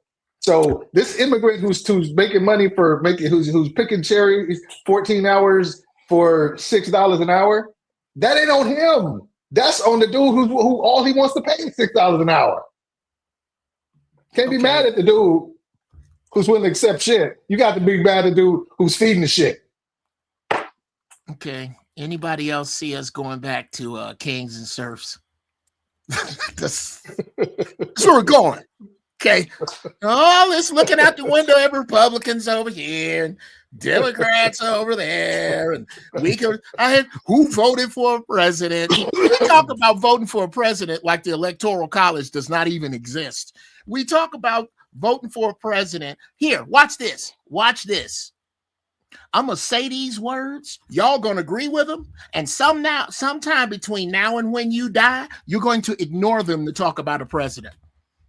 The president is in the front seat of a roller coaster because he won a popularity contest to see who the power elite would take who the power elite think the unwashed masses will take their shit from best.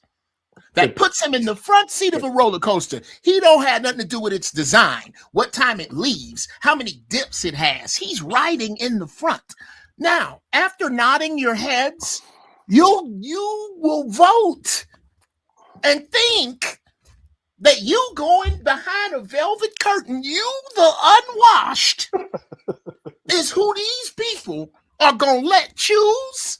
You really think that? These are the same people who thinks that the stripper really likes them. The same dudes. Dang. Please, now, I want you to think about that the next time you talk about voting for a president. You either agree with me or you don't. All I'm saying is I agree with you, brother. I do agree. Then how do you vote? And I'm going to use your stripper analogy, though. If I go to the strip club and the stripper thinks, okay, I can either delude myself and think the stripper's reluctant, or I can go there and hoping to see a titty. That's what you do when you vote. You say, okay, what is the bare minimum I can get from this situation that's going to do me some kind of good, or the people I give a shit about, put us in the best possible position to get have a decent opportunity at something good. And that's what you're going in. That makes perfect sense if these two groups of people don't exist. The Asians and the Amish, the two lowest voter turnouts. Let me tell you. Yeah, he right. That makes perfect sense in that Amish ain't voting for shit. If not, you are just using some shoe leather to go leather. And if you want to feel better, if it makes you feel better, right. It's like when you get a lollipop when you leave the dentist's office. All he doing is ensuring you're gonna be back because that's sugar in it. Why do you think the dentist give you lollipops, nigga? He's investing in you coming back. I don't get it. I don't understand. So how you guys feel about what Uncle Jeff said? Like the Amish and the Asian community who votes the very least. Yeah, but they have things intact that we just don't. Exactly. So it's a great conversation to have. I think it's something that Black folks need to at mass be able to mine out, because I understand exactly what Jeff is saying. However, we were still, the majority of us on here was born into this system. So it's kind of like this. If you don't participate into politics and you're telling your kids not to participate in politics, then you should not be actually having anything to do with anything that goes on with policies then. So that's where I'm like, we need to really mine that part out. I can understand the whole thing where he's saying that type of voting, and I think I agree to the executive part, but not when it comes down to community. Yeah, basically, I feel like not when it comes down to what's close to us. Only rich people vote to make their life better. Poor people vote to hope their life don't get worse. That's all. That's all a lot of people do. Yeah. But what I'm saying is, to your point though, Dame, is because I'm gonna say, I think that the majority of Black folks, let alone the majority of folks in America, don't understand the politics in voting. They don't understand how to hold a vote. They don't understand the togetherness that the vote actually is. That's what I'm saying. We don't have that understanding. So to tell someone not to vote, it gives an excuse for people that wasn't even trying to vote anyway. So do we learn politics? Do we learn government? Do we learn or not? I have a quick question about the Amish. Hey, how long have the Amish been in America? How long have they had communities and Let me check. They're dying. Their community is dying. That's why they're on talk shows. They're on talk shows trying to get people from the outside to join their It's over 300 years. Yeah, okay. Something like that, 250 years. Hey, the Amish are white, they're 99% white. Were they having their communities burnt down? No. But their communities are dying because the new generation does not find value into the Amish way of living. Right. They're eroding. And birth rate. And birth rates. their whole premise for survival was separation. They kept themselves secluded from everybody else, so they was able to stave off the influence of modern society for as long as they possibly could. Build their own houses. Yep, they can build a barn in 2 days. In 2 days on their own land. Yeah, 2 days they got a barn up. That's real shit. Let me address JT. Oh yeah, go ahead, JT. I'm sorry. No. You can address it. You can address it. And And keep in mind though, Jeff, it's my thought. I'm listening to what you're saying, and I'm like, yeah, I mean, great points, but I mean, let me tell you, we will be in, and for the rest of y'all, well, I except Coach and BMU, y'all might not know this. Coach and BMU know this. Every now and then, it come to a head between me and JT. I said this. If I lived in Detroit, me and JT would hang out like horse thieves. For sure. But we go at it, and then you know what happens? About 3 to 6 months later, he go, you know what? That Jeff Brown makes some sense. It just take a while. But that's been my life. That's my whole life since 10. Yeah. Since 10 years old. From everything from 3 minutes to 3 hours to 3 weeks to 3 months to 3 years, people finally get around to what the hell I was talking about. Yeah. Here is when my eyeballs really got open. Me and my wife kind of dabble a little bit in real estate. When she was taking the test, she said, I was here and I noticed, and she was talking to the sister that was giving the test. I noticed how many Asians are here. The sister said they're not here to pass the test. What they do is they get together and they decide, Fong Ying, you're going to study questions. You're going to take this test as many times as they'll let you until you memorize questions 1 through 20. Fong Chow, 21 to 40, and so on to the 200 questions on the test, right? They then get back together, and no matter what version of the test you give them, it doesn't, because they've all got together and studied the 200 questions. They come back in, take and pass the test, and then go buy whole communities together. Now, if you could tell me who was voted for in what I just talked about, that's one formula. Here's how we use our formula. You got a business that's owned by Arabs in the middle of our neighborhood, and they talk shit to one old black lady, and she come out and let the leader of the gang know about it.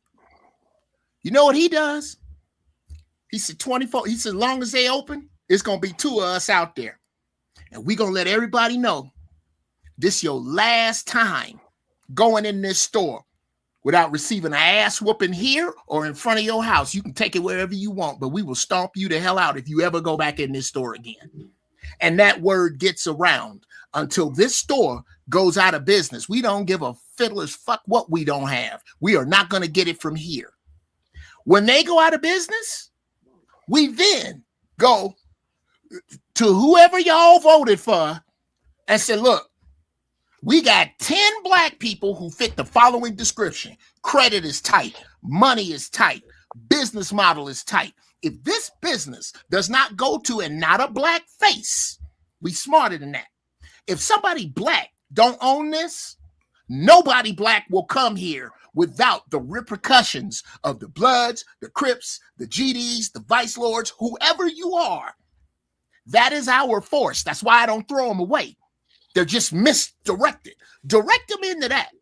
Direct them into guarding the gardens that Big Mama plant. And now people who ain't got something to eat can come here if they need to. But if you want fresh groceries and you don't live around here, you got to pay right here. And ain't nothing finna happen to her or what she doing. Because Grape Street got her. The Rolling 60s got her. The 20s got her. That is when we are using every piece of what we have. We're not. And I don't think voting has shit to do with that. That's mind state. That's the mind state of where we are. I'll say this in our land. I grew up in the 70s in Chicago. Black women, black professionals, and children did not have to run from the gangs. They was dealing with each other, and they had politics like this in Chicago, and that became unraveled systematically. And I don't see. I need somebody to point out the folly in my logic. I just like that you said the Vice Lords, which is awesome, and the Rolling 60s and Rolling 20s. They're very niche. I agree. I agree with what you said, because I remember I grew up in the OC projects in San Francisco, and I remember me and my uncle was walking back in, and we saw this too. I remember saying Maurice Cheeks. He was like the big heavyweight in my in the projects. Was him and his dude up, had him by his neck. What's call it? He saw us walking. He said, "Hey, hold up. Let this dude and his kids walk by." Yeah, he was just like, he showed respect. He was like, "This is a family. This ain't got nothing to do with this. Let them walk by, and I'm still gonna get to keep whipping your ass. But we're gonna let this dude walk by and show him man some respect." And that I agree with that, because the time most change happened in modern society when Black people are galvanized and together.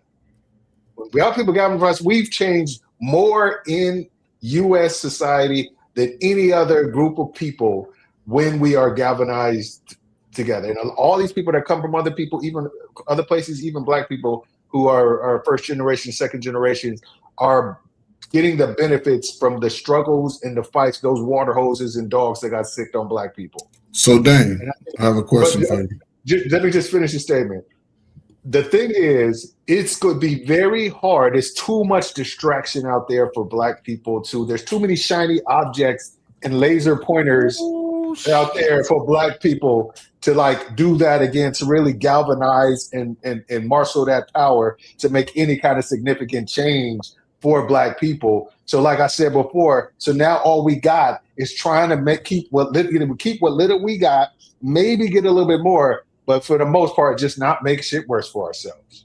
That's all we got right now. So I have a question for you, Dan, based off what you said, right? Because and maybe it's me, maybe I'm seeing out of my lazy eye, but do you think over the last 5 years that Black men, despite being told that we're the worst, despite obstacles being placed in our way that prevent us to succeed, and levels of success is different for everybody, on at least I'll say a 50% level, take it there, right? Since in these spaces, what I've seen from men from coast to coast, you say you in California? I'm in Texas, but I'm from California. Okay, so we from Texas to California, Big Bear, Detroit, everywhere, right? I'm in Southern Indiana, right? Based off that, right, do you think there could ever be a time where the women of us, the big nose, big lip people, sort of align with us to at least get some of these laws changed that sort of allow us certain liberties in America? You think that you would ever be a time where because men are talking, and even though we, may have our different ideologies, we're talking, and that's good. That's something men never had outside the barbershop before. You think the women would ever get into an alignment to where they say, well, the thing is, like a lot of these feminists went and co-opted a lot of the Black women from siding with Black men. That was our grandmamas, man. That was our grandmamas. I'm talking about but it's been exacerbated to where now it's even worse now, to where it's still prevalent, where it's just like you got two struggles. You got to struggle as being a woman. You got to struggle of being a Black woman, or being Black. So it's like it's like a divided attention. Back like when our grandmas and mamas, because I'm 51, so it was my mama out there getting water hoses sprayed on her and stuff like that. It was, her focus was, what do we got to do to make the community better for us as a whole? It wasn't, well, what we got to do for these women we don't even know. What do we got to do all this, like, what is it for people with these other issues that didn't directly reflect the Black community? That was the thing. So I think it's going to be tough because we got to say, okay, do you see value in the Black community coming together, black men and women working together? And what is that value? And are you willing to not focus in on like the feminist aspect of it, what have you, to line with men, Black men? So I don't know how it is. I don't have that answer. I'm not wise enough. I haven't studied enough. I'm not on Grant's level where I probably got it like at the ready, or Uncle Chef's level. I don't know what the answer would be, how to get people to come together again. I'm a proponent of marriage. So I always thought if we could include the value of marriage to people and relationships with people, then maybe we could find some kind of symbiotic relationship there, and people can kind of get alignment and kind of work together for stuff. So that's where I'm thinking. That's my mentality. But other people see it different. People don't see value in marriage anymore. So, hey, let me say this. I didn't see, like, I'm divorced, but I have 4 girls and 1 son by 1 woman. My kids are by the same woman. I didn't see value in marriage till I started traveling to East Africa. And I saw the difference between the East African women versus the American Black woman. And I only mess with, like, I've never been with a Caucasian woman in my life. So I've never really thought about marriage till I started going to East Africa. And I've started meeting these Kenyan women. A lot of people don't know that Kenya was colonized by the British, and they're Christians, Seventh-day Adventists, Jehovah's Witness over there, and they're feminine fit. So what are you guys' take on African American men marrying women from like like countries where they're like, they're like traditional? Long as you go there. Don't bring her back here, because now you're dealing with Auntie. I want to talk to you, Auntie. I'm bringing her here. Okay. Yeah, I mean, you love who love you. Go to where you're celebrated. Yeah.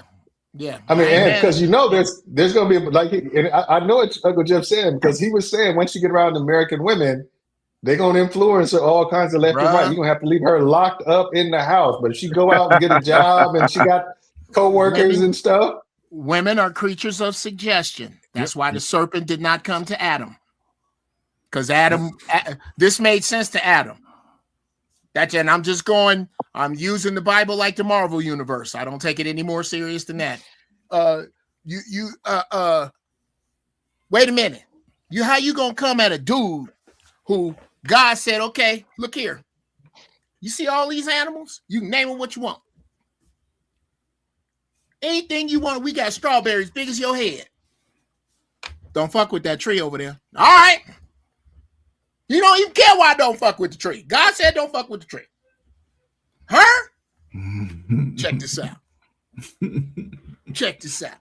Now, this is to get on that subject. I say this more to Black men. You've heard me do the math before to just abbreviate it. Whenever a sister from America gets snippy and in your face, just go, oh yeah, well, there's a 2 million Black woman surplus, and just keep it moving. No, that answers all the shit. That there's just 2 million more of you. If you all became zombies tonight, by Friday the whole world would be infected. That's how many more of you than us there are. So I don't have to put up with any of your shit. 2, if you feel the need, there are so many Black men fleeing this country from Black women that they have a nickname and a demographic. Just think about that for a minute. They got a nickname. It's happening so much. Then there's Isaiah 4. We won't go down that road. Come on. Bruh, look here. This well is poisoned. This well is poisoned. This is not to say that there are no good Black women in the Alpha Centauri quadrant. Yes, there are some here. But our selection process has too much complaining in it.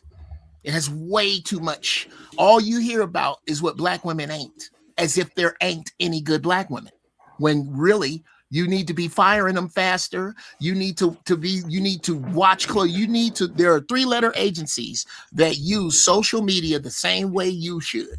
Whenever you hear some of this stank ass, don't mean nothing ass bullshit coming from one of these women, look at her social media.